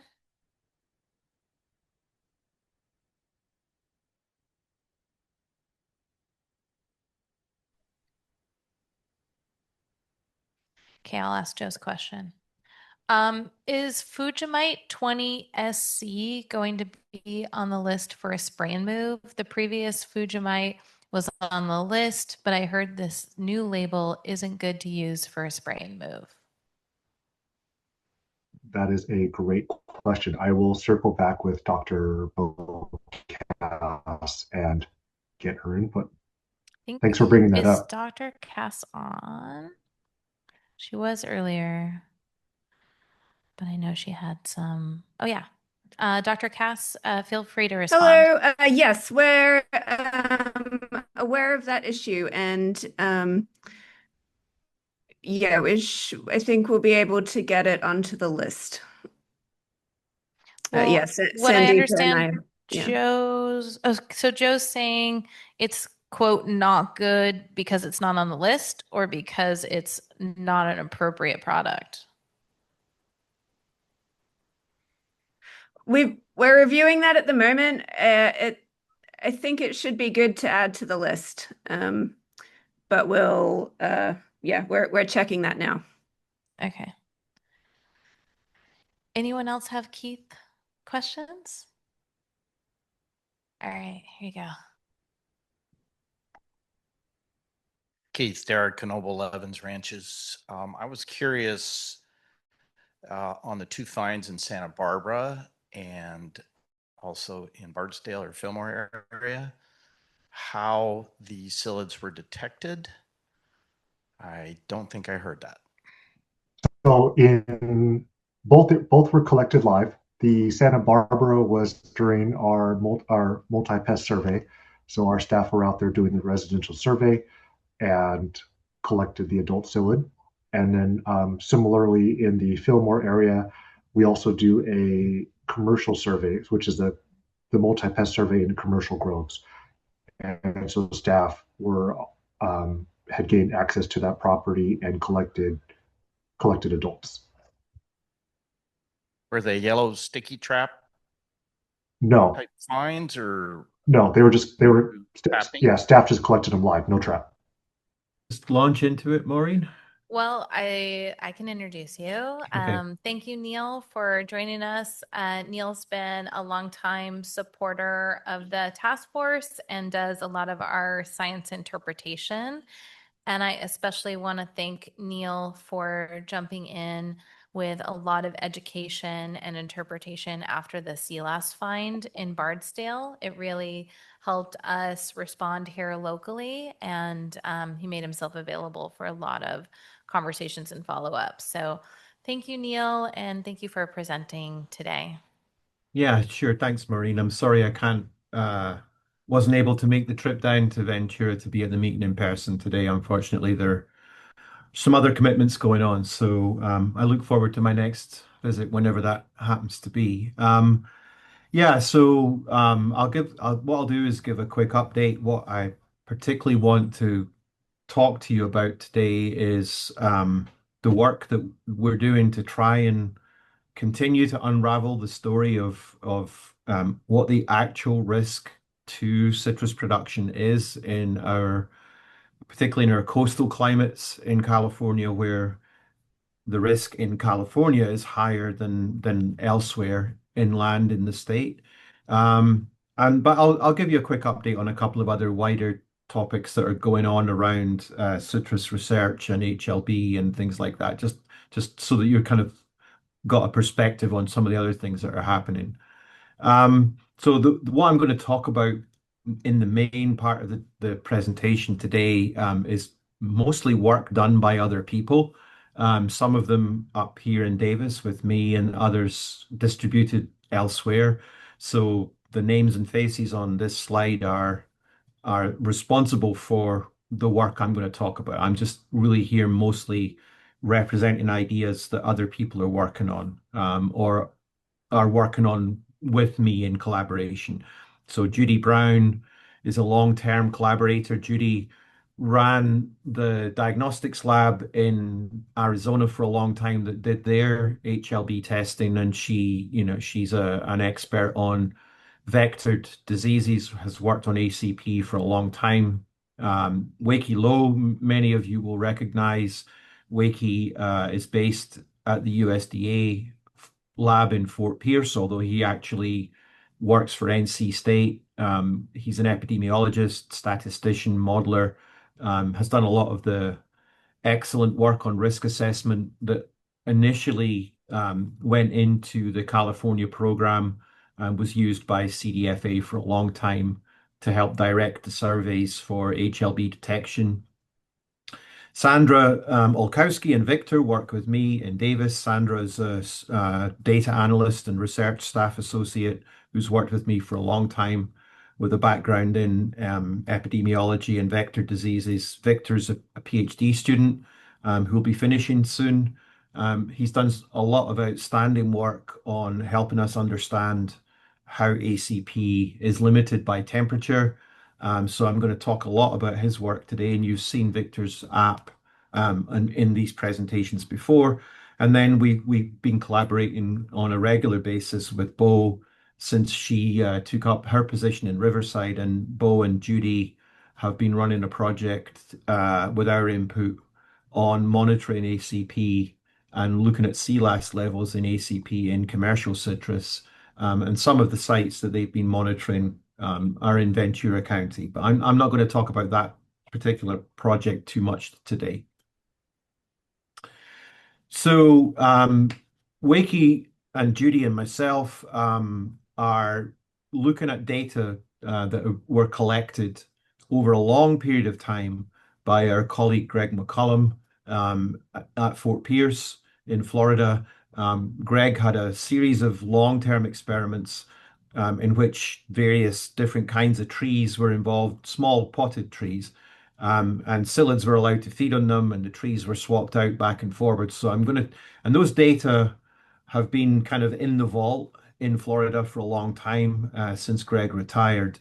But Wakey and Judy and I have been revisiting those data recently, and there's some nice, interesting context that comes out of looking at them that I think helps us understand kind of the background relationship between CLAS and ACP. As I mentioned, Judy and Bo have been working together on a project funded by Farm Bill funds from the Plant Protection Act, collecting ACP samples from Ventura, from San Bernardino, Riverside, and San Diego, and looking at the CLAS levels in those. And we'll report out on that project more thoroughly later in the year. There are some samples that are going through testing and some potential consequences from that. So I'm not going to say too much about that project today. And then with Sandra and Victor, I've been working on ways to try and help us understand what the actual risk of infection is at different times of the year and what the likely consequences for movement of HLB, of CLAS in the trees are, looking at temperature too, based on some research that was done down in Brazil. And that's the main thing that I'm going to talk about today. And I should say, as I go along, if you want to ask questions or you want me to repeat anything, then please just shout out in the room or online, and I'll be happy to interrupt what I'm saying to take questions as I go along. Okay, so what are we learning from revisiting the old data from Fort Pierce? And again, remember, these are experiments done on small potted trees They're in a kind of ambient greenhouse facility at Fort Pierce where the temperature can get pretty high during the middle of the day, but there's some effort to kind of moderate and regulate things. So there are actually in the full set of experiments, there are 3 different studies, but I'm just going to contrast the 2 that are most different from each other. And Wakey's currently working on writing all of this up, so I'm not going to show any of the actual data or graphs because we haven't published anything yet. But I can give you the kind of the simple take-home message, and so the kind of thing to bear in mind. And I think this helps put all of the observations that we get from the field into context. So in one of the studies that Greg did, he started with a colony of ACP that had sea lass in them and a set of trees, potted trees, that were completely healthy. And he basically caged the trees with the ACP population and just let things unfold over time. And the trees got infected. And so once in a while, they would get so badly infected they would die. So when that happened, they replenished the supply of trees with fresh ones. But basically, they kept everything going without really interfering very much in the experiment. So under that situation, what happened was that within a short space of time, so after a few generations of adults and juveniles and more adults and more juveniles, basically the entire ACP population was infected with sea lass. It didn't matter which samples they took, they always detected sea lass. And the average CT values in the PCR test were in the low to mid 20s or sometimes lower than that. Okay, so as you remember, as a reminder, kind of the CT value index works in reverse. So the lower the value is, the higher the load of sea lass. So low to mid 20s sea lass CT values indicates that the insects are pretty heavily infected with sea lass. So no surprise, you keep infected insects on trees and the insects keep refeeding on the trees, and pretty much soon all of the insects are infected. And not only that, but most of them are pretty heavily infected. So what happens if you don't allow the insects to feed on infected trees? So in the second study, using exactly the same kinds of plants done in the same location, what they did this time was they started with the same colony of they started with insects from the same colony of ACP. And this time, after the insects fed and the adults were mature, they swapped out all of the infected trees. So they tested the trees and swapped out any that got infected, and they kept the insects on constantly refreshed, healthy tissue. And what happened in that situation was that after about 7 generations of insects, they could still detect sea lass, but a high proportion of the ACP were actually undetectable for sea lass. So instead of all of the insects effectively being infected, now we have the situation where most of the insects were apparently infection-free. And among those that were infected, the CT values were much higher than in the first experiment. So up above 30 and sometimes heading towards 35, 36. So now we can see what happens when when the ACP don't have access to feed from infected tissue. So that second experiment gives us a kind of sense of what the background level of continuous contamination in the ACP population looks like when they're basically being forced to feed from healthy tissue. So if we contrast that experiment with the first one, we get a sense of what happens when insects feed on infected tissue. And the difference between those two results, I think, gives us a kind of clue for what we should be looking for to indicate that there are infected trees out there in the environment by looking at the CT values that are reported from the tests that we're seeing. And I don't know what Keith said this morning because I wasn't able to get on the call early enough, but I know from the previous presentation that Keith gave about what the survey in Santa Paula has been showing, then there are individual ACP or ACP tests where we're seeing CT values of 20 or less, and so that's not a surprise given that we know there are infected trees in the yards in the Santa Paula area.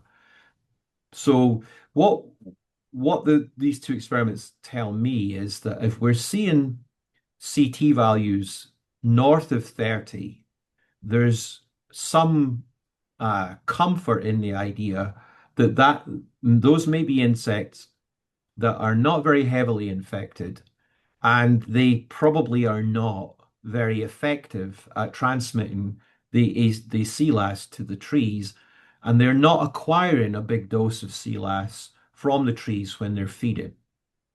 So this kind of gap between these two ranges of CT values is a kind of index of risk, I think. That's the picture that's kind of emerging now from going back and looking at these older studies. So 30 and north, particularly if we get above 32, 33 and up towards the undetectable value at above a 38, I'm feeling a little bit more sense of comfort than I used to. When we start getting down into the mid-20s and below, and certainly when we get down to 20 and below, that's when I'm starting to think, okay, there's definitely infected tissue around somewhere that those ACP are acquiring a heavier dose of CLAS from. So that's where that's my thinking at the moment of how I'm looking at the ACP as an index for risk and how much HLB there might be out there. Okay, this is where it gets a little bit technical, so hang in there, and particularly here, if you've got questions, then don't be afraid to shout them out. So everything I've said so far is about the ACP, but obviously if ACP are relatively clean and they're just there as insects on their own, we're not too worried about them. The reason that they're a problem is that they carry CLAS. So we're worried about the movement of CLAS into the trees and the consequences that has for tree health.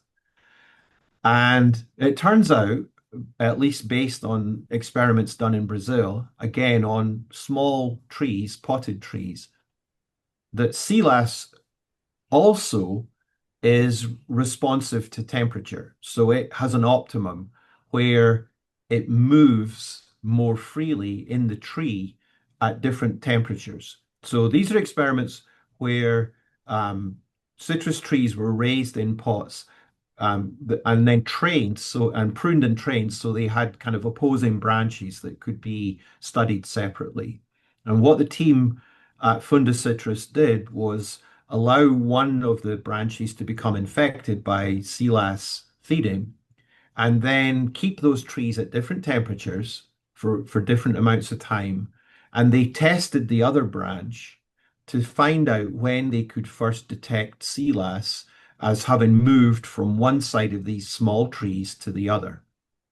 And the experiments take a long time to do and they're quite complicated, but they were able to kind of boil all of the information down to these kind of heat maps, like the one we're looking at on the screen at the moment. So I'm going to walk you through that now and hopefully help you understand what you're looking at. So you can see there's a temperature scale along the bottom. Unfortunately, it's in centigrade, so hopefully you can do your conversions. But so in the mid-20s here, this is when we're kind of when we get to 20, we're kind of around 70, and up through 25 to 30, we're kind of getting into the 80s and up towards the 90s. And then you can see here, I've indicated where 90 Fahrenheit is. And this point here, where we transition from red to blue on the temperature scale, that's around 60 Fahrenheit. Okay.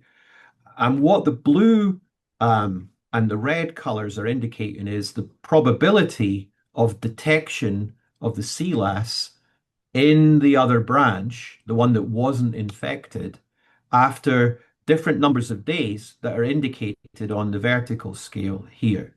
Okay, so this dash horizontal line indicates 250 days after exposure to sea lice on one side, whether they could detect sea lice on the other side of the tree.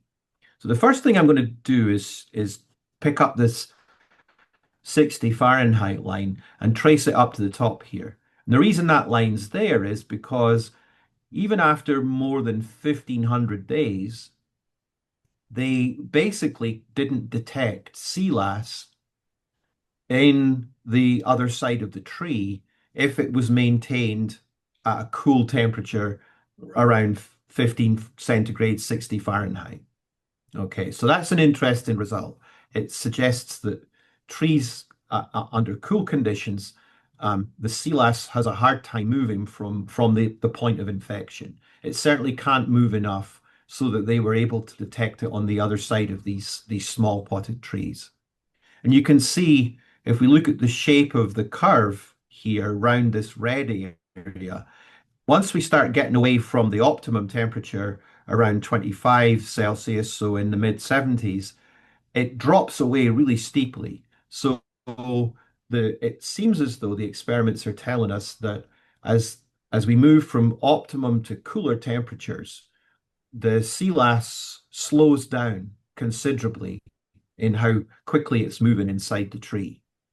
And we get a kind of similar effect on the other side. So as we warm up, you can also see that the red area is shrinking, but it's a less dramatic effect. But at 90 Fahrenheit, basically, they stopped being able to detect the sea lice even after 250 days on the other side of the tree. So they stopped being able to detect any movement of the sea lice at 90 Fahrenheit after about 250 days. So if we take this together, it kind of gives us an idea of that there's a window of temperatures that are really suitable for sea lice moving in the tree and getting away from the point of infection and feeding. So it gives us a sense of how many days after the ACP feed on the flush, how many days at different temperatures it's going to take for that sea lice to get out of the flush and move into the tree and start to cause those systemic infections that we're worried about.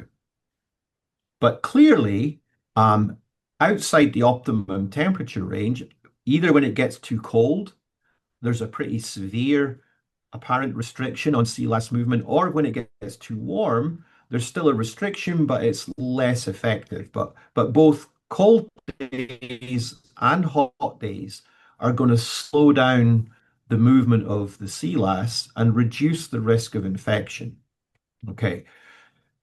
So if we put that together with what we know about the ACP movement, then we can start to get a sense of what the risk of infection looks like in different parts of the county, in Ventura, or in different parts of the world.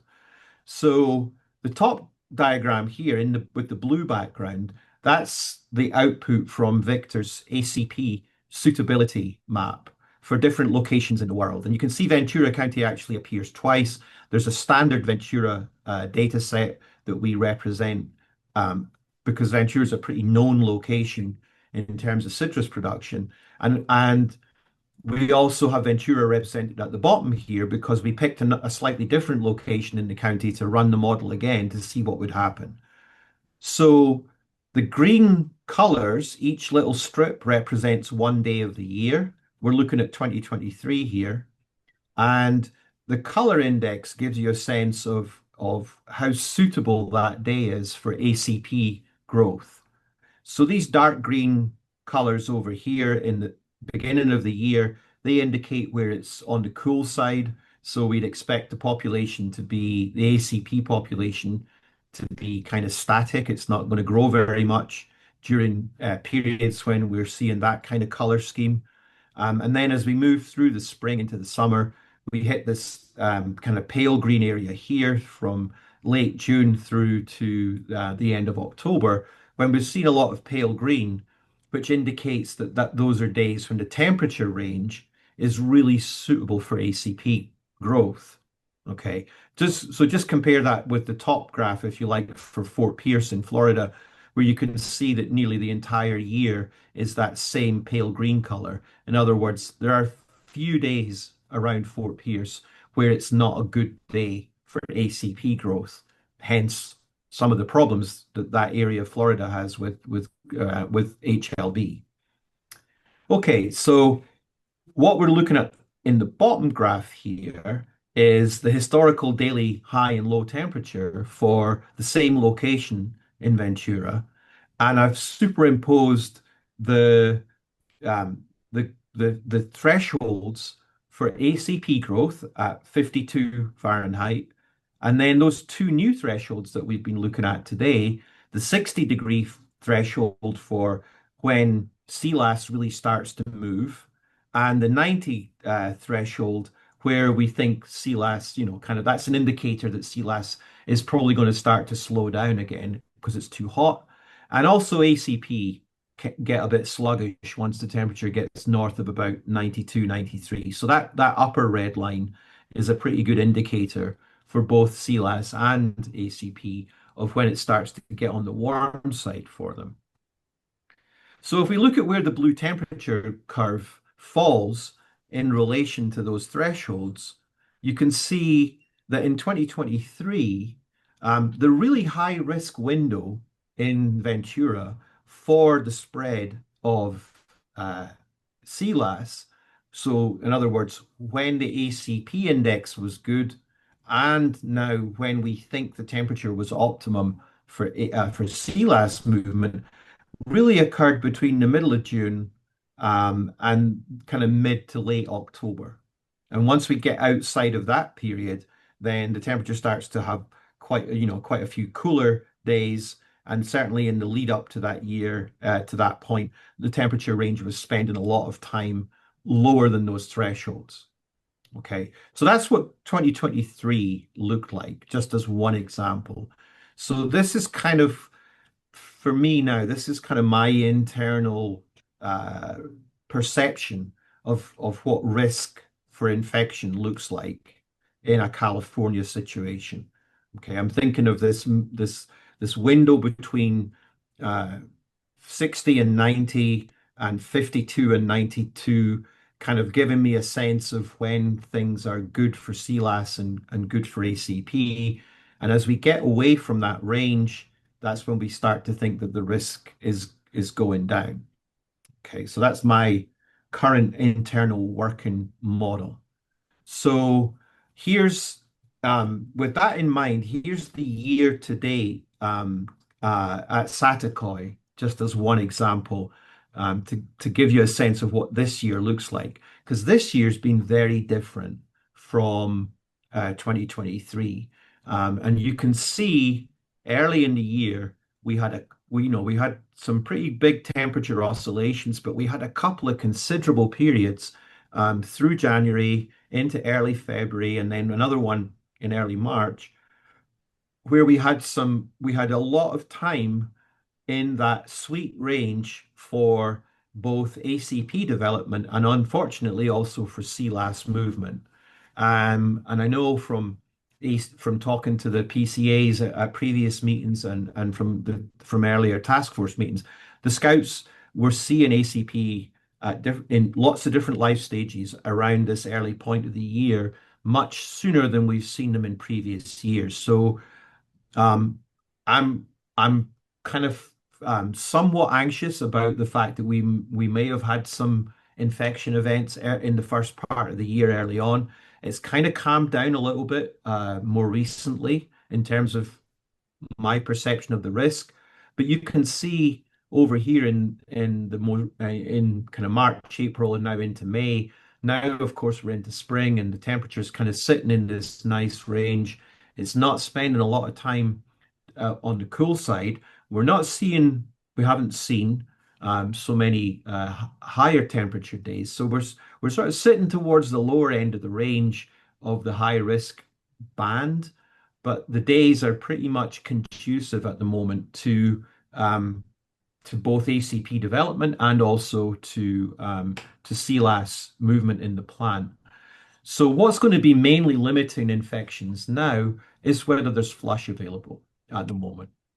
And I don't have a direct read on that, but that's the main thing that's going to be driving the risk of infection at the moment, unfortunately, is flush availability, I think, because we're kind of sitting in this range where effectively bad stuff can happen on a fairly regular basis. Now, you can see there's still quite a lot of blue below that red line, so we are still seeing some cooler temperatures that are going to keep things more slowed down.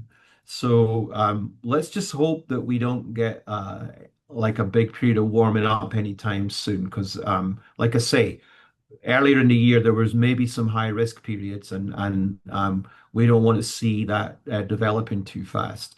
It would be nice if hedging activities maybe got a chance to take care of some of that potential infection that may have happened earlier in the year before it spreads too far through the trees.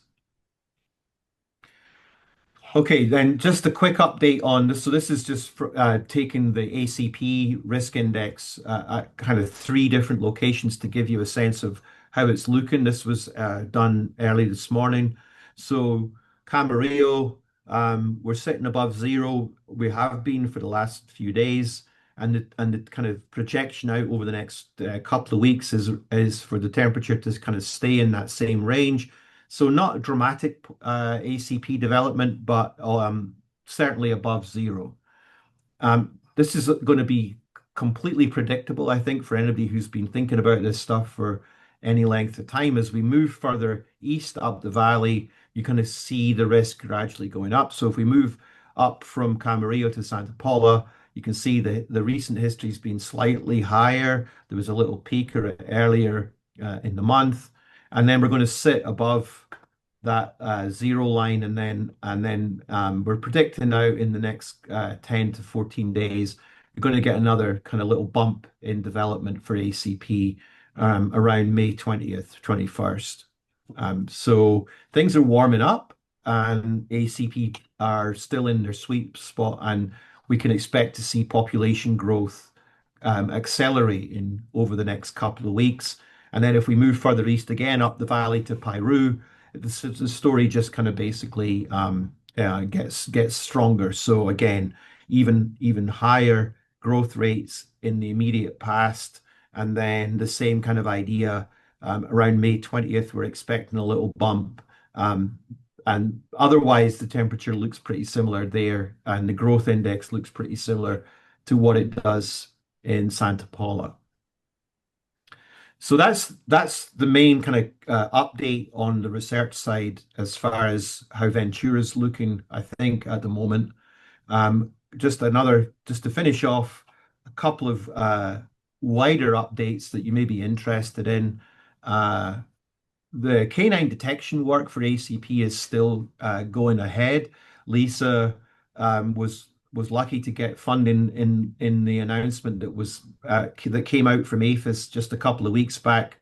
They funded a project on ACP detection for the canine teams, this time in Arizona. So the project is funded mainly to support the ADA and APHIS in Arizona with ACP detection there, but at least it means that the detector teams are funded, so they're still available for more work. So if any of you guys are interested in keeping canine detection around, then please reach out to Lisa, because she does have support to help with ACP detection in citrus.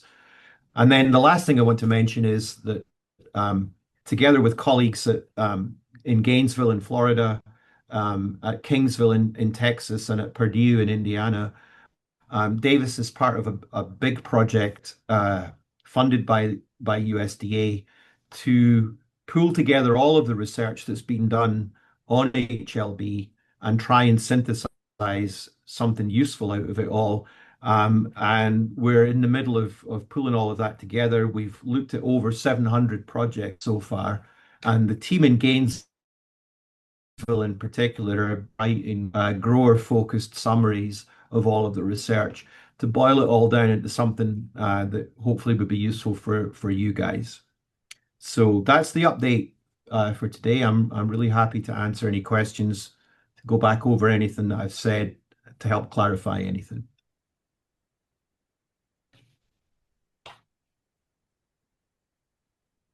All right. For fairness, we'll start with Margie. So Doug's gotten first shot a couple of times. Neil, this is Margie Bartels. I'm a grower in Bardsdale, and I appreciate all the work you put in on this prediction modules and stuff, and I just am having trouble understanding what the practical application is for us as growers, since we can't control the weather. I mean, we can be aware that the conditions are good for, you know, CLAS and ACP and everything else, but how does that apply to us? What are we supposed to do about it? Margie, and in a way, what we need to do is make this more like tie this more to weather forecasting rather than retrospectively looking back at the weather. But I'll put my hand up and say this is mainly a kind of keeping you informed about what's happening out there that you can't see for yourself. So it's kind of, if I'm completely honest about it, what I hope is going to come out of it is that we see there's much less time when we're at high risk than people maybe think there is, and that we can start to think a little bit more strategically about when the best time to be using treatments to try and control the ACP population would be. So it's not a silver bullet by any means, but it's kind of, I'm hoping that that having the information available will help us be able to start planning a little bit better, and also just maybe hopefully provide some reassurance that things are not going wild out there, that you know that we're not at high risk year in, year out, year round. Well, I think one of the biggest pushbacks we get on area-wide management is like, why are the windows when they are? Why do I need to do 3? Why does there need to be a winter treatment? And so we kind of tasked the researchers to build some justification into that. And I know over the years, Neil's responded. So I could see something where either the area-wide management schedule adjusts when the evidence meets the appropriate threshold to that, so that those windows are based on this forecasting model. Or we may even find some justification for dropping some of the treatments or adding them at different times of the year and having a better reasoning behind it, just because some of those things haven't been updated in a long time. And we have Neil on board. We finally have Dr. Cass looking at things that hadn't been looked at for 15 years. So I think you're right. There's not a practical, but it's the right way to come up with alternative schedules when we're ready for that science-wise. Yeah, I know Matt wasn't able to join the meeting this morning, and I don't know for certain, but I know him and Bo have been looking at data that Beth organized to be collected when she was around, and particularly looking at the evidence for whether the winter treatment actually has an effect on population size over time. I think Matt was maybe going to touch on some of that. I'm not 100% sure, But certainly when we put that old data set together with some of the stuff we're doing now, Marge, I'm really hopeful that we'll be able to give everybody a better idea about which treatments work and when is the best time to use them. Doug? Okay. Yeah, Neil, it's really interesting, your work to me. I've done some testing on trees that were infected, and I saw some indications that on earlier infections, it actually during winter, it goes into like a dormant stage where it doesn't keep flowing up to the thing. It stays in the roots, and I can test it. And I'm wondering if I'm seeing the same effect that you're seeing, is that during colder periods, it's not that it's gone, it's just not moving up into the canopy area. Yeah, I mean, Doug, I think that makes sense. I mean, obviously, I think what's happening with this temperature effects is connected with the phloem sap movement, Yeah. right? That's what's happening. And so in those Brazilian experiments, the roots were healthy and the infection was really localized in on one side of the tree. And at low temperature, there's basically little sap movement. And so the sea lass is kind of stuck where it's put. Well, I'm wondering if it also gives a person like me, during those periods when you don't have as much movement, is probably not the best time to be testing. Time to test versus, so it also, I think, may suggest a testing window. Right. What do you think, Neil? Yeah, I think you could be onto something there. So we probably don't want to be testing when it's cold because if the sea lass is localized, it's going to be localized to wherever the infections are in cold temperatures. I guess the flip side of that is if you know you're not going to catch recent infections if there's no flush around. So it depends. I think it's not just as simple as don't sample when it's cold. But I haven't really thought through the sampling question, Doug, but that's a really great point. It's something else that we could try and work through a little bit. I think that's a great question because we're all short on resources. So putting those to use at the right time makes a lot of sense. Neil, my name is Doug also, not the same Doug.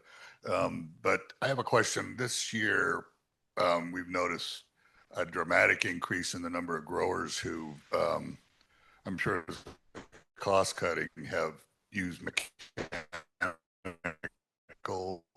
pruning, which I don't know how many fold, but it's much more dramatic than a standard pruning method. Yeah. Would that also contribute to the rise in ACP population, just because we have such a larger, flush in the county, comparing mechanical to standard? And I don't think it's been studied directly, Doug, but it makes sense that if you're in a year like we have been, where the temperatures were warm really early on, and the scouts were reporting psyllid populations higher than they've seen in many previous years early in the year. If those insects need places to feed and breed, and so when flush is in short supply, then it can become the limiting factor on population growth.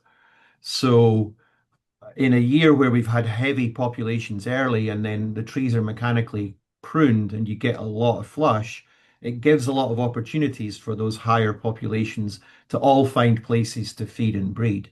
So it's a little bit, there's a worry definitely that you're creating an abundance of feeding sites for a big population that's already in existence.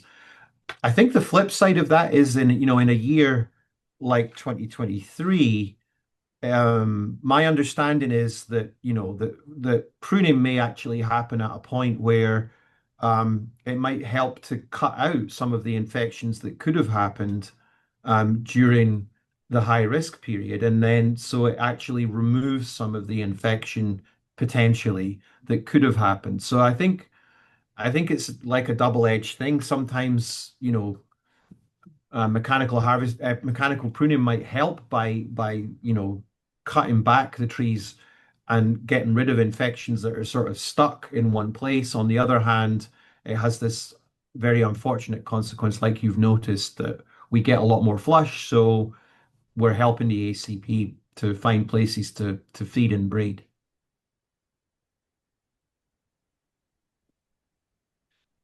All right, we have another question. Hey, Neil, it's Melinda over at the Citrus Research Board. Just a quick question. You've got a great team of entomologists and epidemiologists. I didn't see a lot of people working on the plant side of things, and it looks like a lot of the models are based off of greenhouse plants, both in Brazil and Florida. Are there any collaborations that you might be pursuing to work with people on the plant side of things, maybe full-size trees, to better see how these models actually work in the real world? Yeah, I mean, I think you've put your finger on a really important point, Melinda. We're going out on a limb, no pun intended here, by directly extrapolating from controlled environment studies out to the field. I'm confident on the insect side that that's really a pretty robust approach. I'm less confident on the sea lice side.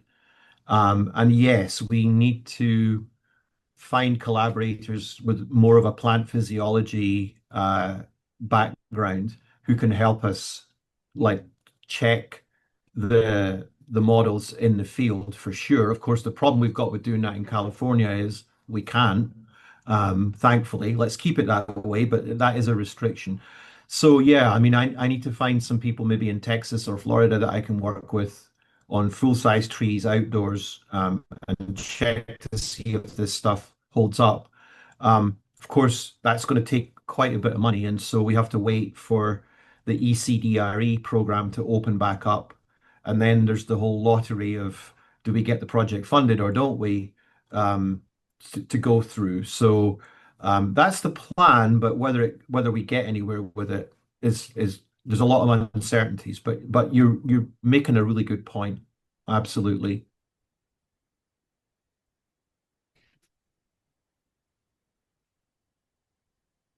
All right, Derek. Hi, Neil, Derek. Hey, Derek. Knoble.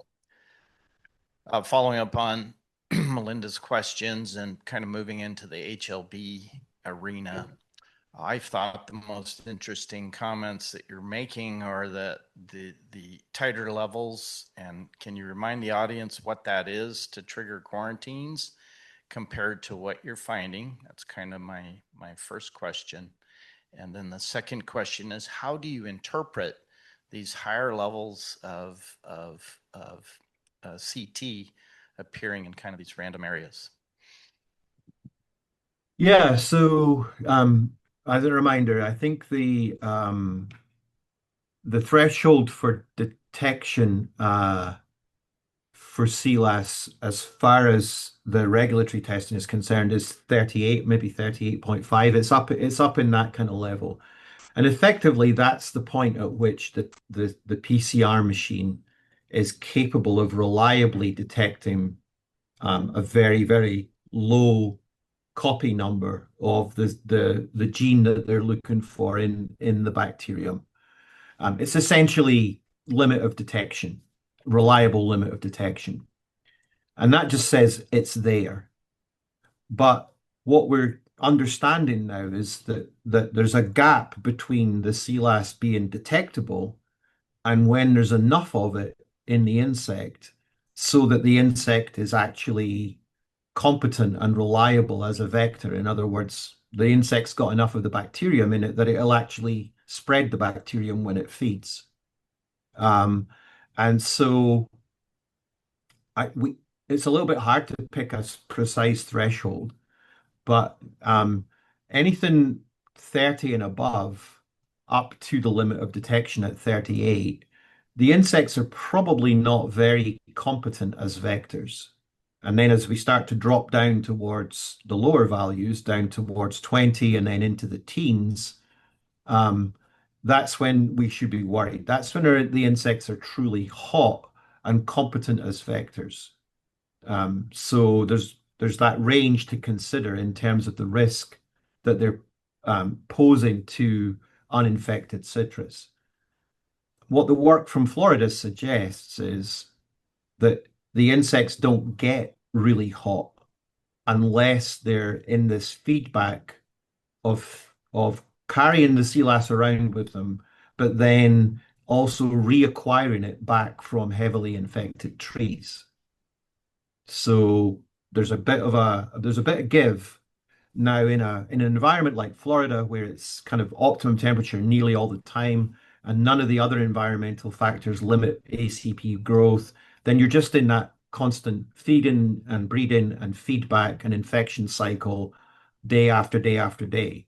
And so things ramp up really quickly and you end up with no citrus. In California, even on the coast, we have these breaks because it gets too cold or it gets too hot and the humidity's lower. So there are interruptions to that feedback. And so the insects don't get so heavily infected unless they're feeding on infected trees. But just to remind everybody, so the trigger point for the regulatory, considering that the insects are carrying the sea lice, is 38. Biologically, that's not necessarily a meaningful threshold, but the regulation is operating on detection, not on the nuances of the biology, and that's appropriate for the job that they're doing, especially since the nuances of the biology aren't completely understood.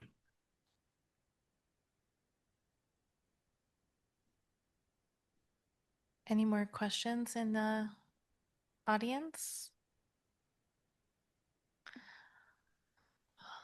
All right, I don't see any questions online. Any last thoughts, Neil? No, I just that obviously we're going to keep working on all this stuff, and if anybody's got and I've noted all the questions, all the comments from Marge and from the two Dougs and from Derek and others, and we'll try and keep take your thoughts and comments into account. Please feel free to get in touch anytime if you want to give us any feedback or even make suggestions about the directions you'd like to see us taking with the research. So we want to be responsive to what the industry wants us to work on and what we can help with. And hopefully I'll see some of you at some point soon once the commitments in Davis are let me travel a bit. Well, thank you, Neil. And I just want to reiterate how much support you've given our county specifically. And we really appreciate your prioritization of ACP and HLB in your research, because I know that that's optional and you can apply for any kinds of grants you want. And so we just really appreciate it and excited to put these findings into work. Okay, thanks, Maureen. I'm going to stick around for a while and hear some of the other presentations. Well, there's one more, and then I will wrap it up. So Doug Hill is going to present to us. So Doug's been kind of in the milieu for a couple of years. Stephanie, if you can pull up the last presentation, I think it's called Doug. Yeah.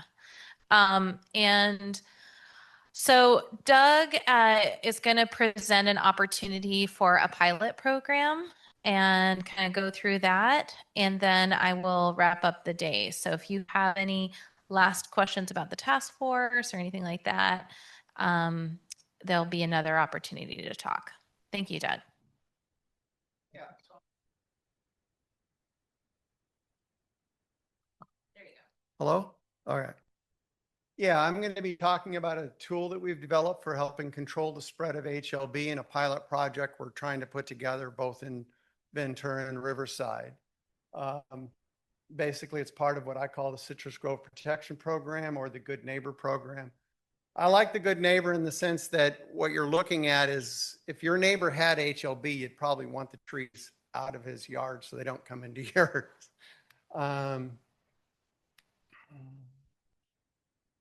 I've been asked to give you a little bit of background who I am. I've got a PhD in bioengineering. Prior to this, I had a company called Advanced Electronic Packaging. I've designed for most of the major aerospace companies in the United States, IBM, GE, AT&T, Motorola, you name it. Now, back then, I was trying to figure out how to fit a lot of electronics into a small space, so I'd be building things like components for flight simulators or data recording systems. Since then, like I said, I went to get my PhD in bioengineering.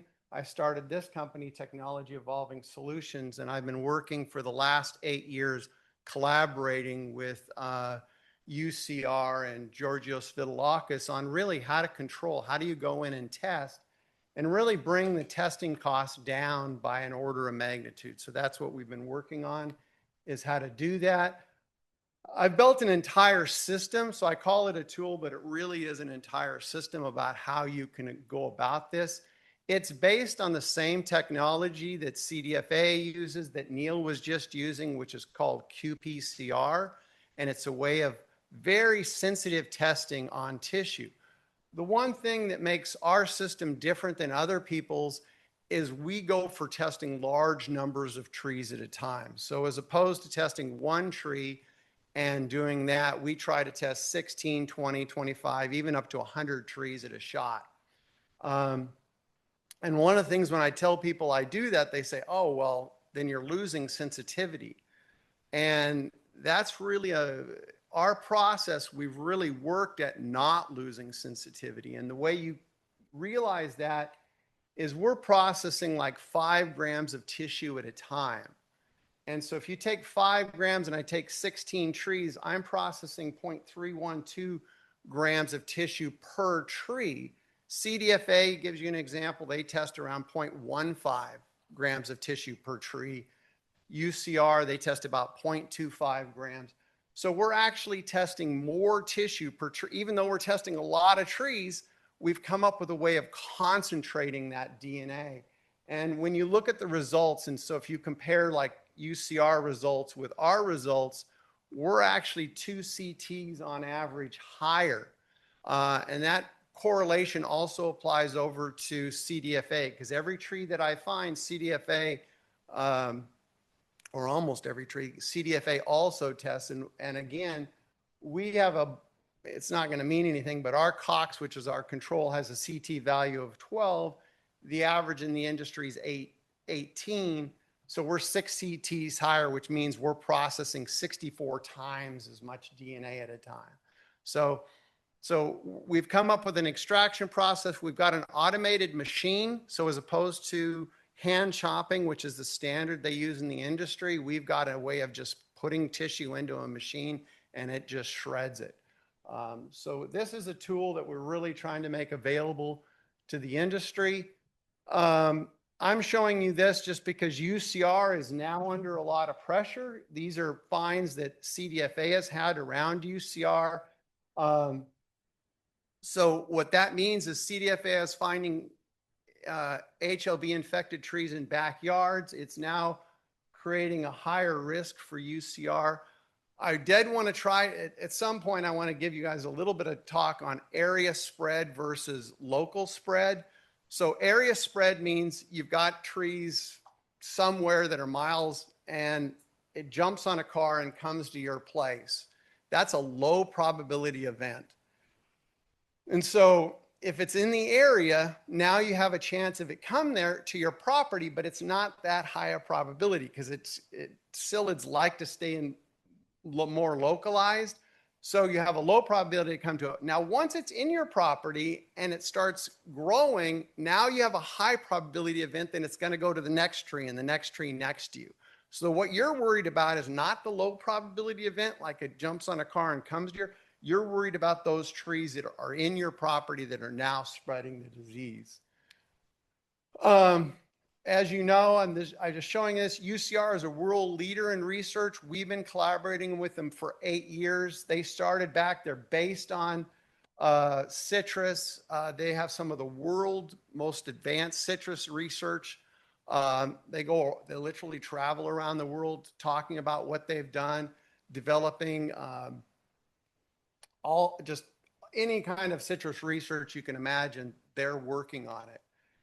They're contracting us to protect their trees. And so having someone like UCR who knows how things are done and having them come to us, to me, that's a big saying, yeah, these are the people who know what the best ways of testing and doing, and they're coming to us to help protect their grove. They've got 25,000 trees, and part of our process is we digitize. We've got our own system of digitizing every tree. Every one of their trees has a GPS location inside of our database. The yellow line are places that we test. When we test, we typically test on the borders. So when I do a grove, if I was to test your grove, I would test the border edge. So you don't need to test. So when CDFA is contracting us, we're not testing every single tree.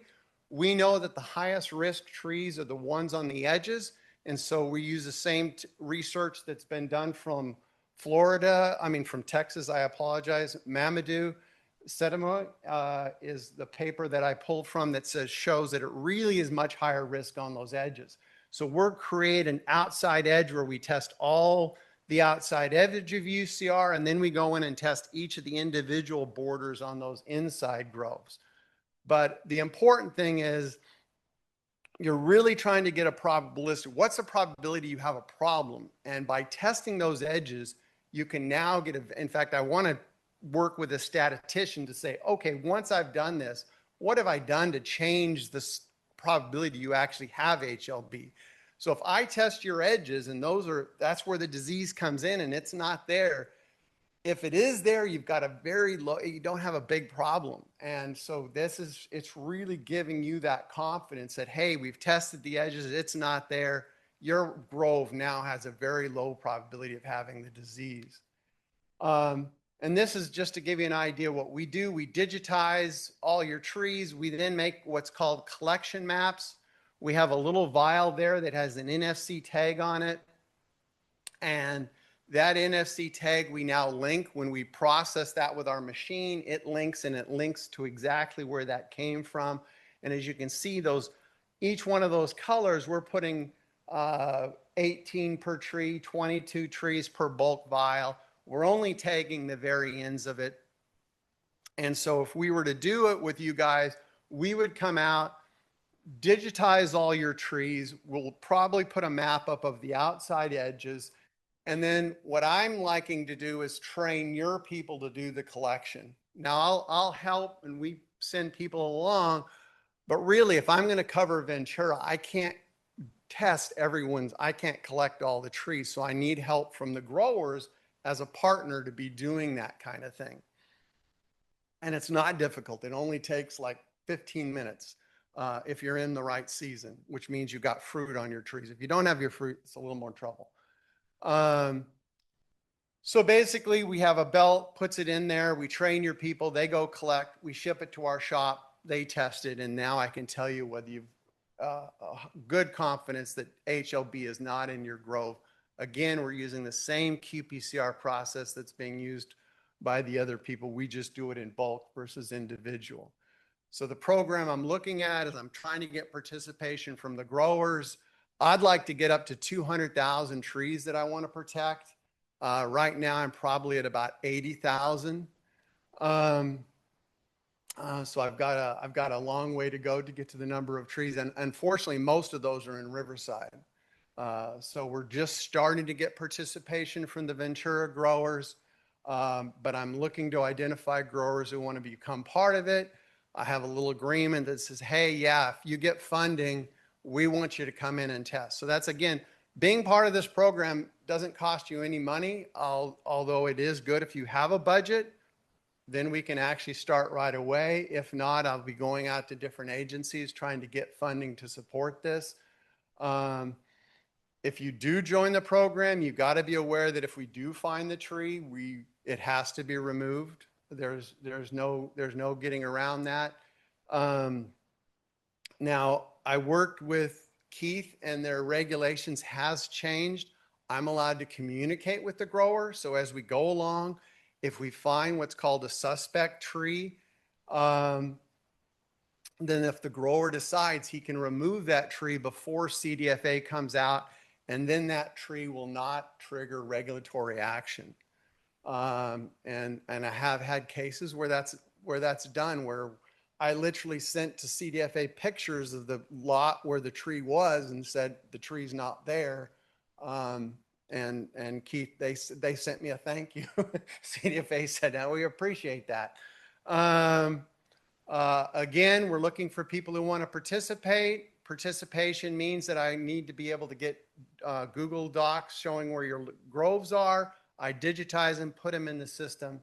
I then take those growers who want to participate, and then I go out to get funding to see if we can test. Or if you're interested, you can give me a budget. The one thing growers should realize, let's say you have 10,000 trees, the most important trees to test are the first 100. If I test 100 trees, you can think in your head, okay, he tested the highest risk trees. Now you've got less than, say, a 1%, or let's say a 1% chance of it being in your grove. And so it's the kind of thing, the more trees I test, obviously I want to test all your borders, and I want to do double rows around the outside. But even just testing a few trees gives me an idea of how big of a risk it is. So that's what the pilot program is about. I'm hoping we can get some people on board, and that in 15. So just one thing, we wanted to invite Doug because he's been working on this, and we do know that there are some growers in Ventura that are participating. I just wanted to clarify with you, Doug. I know one of the big concerns that's come up in every task force meeting is around that regulatory impact. And so it sounds like in the before times, because we've been working on this for years, if the tree was positive, you weren't even allowed to tell the grower. Oh. And so now you're allowed to tell the grower. That doesn't preclude CDFA from doing whatever they want. They have discretion about whether they come or whether they elevate your area for more testing later. But what you've observed is that you've communicated with the growers removed the tree, that's been communicated back to CDFA, and there wasn't like an immediate reaction. So my understanding, just for maximum clarity, is the law change was about Doug's ability to communicate with the grower, and we're just observing the discretion that CDFA does or doesn't utilize when responding to that. So I just want to make sure everybody's clear on what that law change was. And Keith's comment was, for him, the important thing is getting the tree out of the ground. Yeah. So Keith is... Great. Can you do it in the microphone? So most of our attendees are online. You mentioned that you've worked with growers and identified a suspect tree and they removed it. Actual growers or UCR trees from the Riverside experiment station? Personally, I can't tell. Okay, well, so I think it's very, very important when you're trying to promote this type of a partnership that you're very specific, and what you say you can put in writing. Thank you. All right. Questions? Okay, if anybody, let me check online really fast, but you have Doug's contact information up there. And oh, Neil, go ahead. Yeah, I just wanted to respond to Doug's comment about working with a statistician. Doug, I'd be happy to help you with that question of what it means if you test the edges and don't find anything. We can let Victor or one of the other PhD students loose on that question. It would make a great little bit of research for one of them to do. So happy to help. You can imagine what that means to the grower if you can say, hey, you do this, you test this much, and now what does that mean for my probability? Exactly. Yeah. So we'll be happy to help with that. So reach out to me after the meeting, and we can have that conversation. Thank you. Awesome. Thank you so much, Doug. Appreciate it. So that concludes our grower meeting, and it's also my last meeting as the facilitator for the ACP-HLB task force. So I want to thank everybody, especially the PCA subcommittee and the task force members, for being awesome collaborators over the years. Our incoming CEO, Luis Lampara, is going to be starting on June 1st. And I anticipate she'll take over that facilitation role that's, similar to what I've been doing. I'm sure she'll have her own flavor of how she approaches it. And so you'll be hearing from her. And we'll, continue to play our role of the Farm Bureau of being the house of the ACP-HLB task force. So if there's any questions, I'll be here cleaning up for a little bit. And otherwise, thank all of you.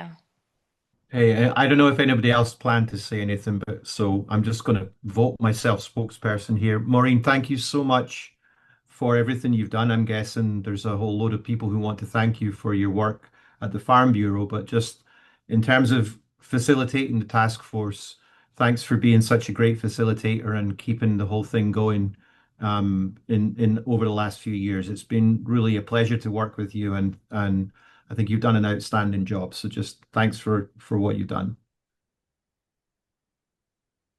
Thank you, Neil.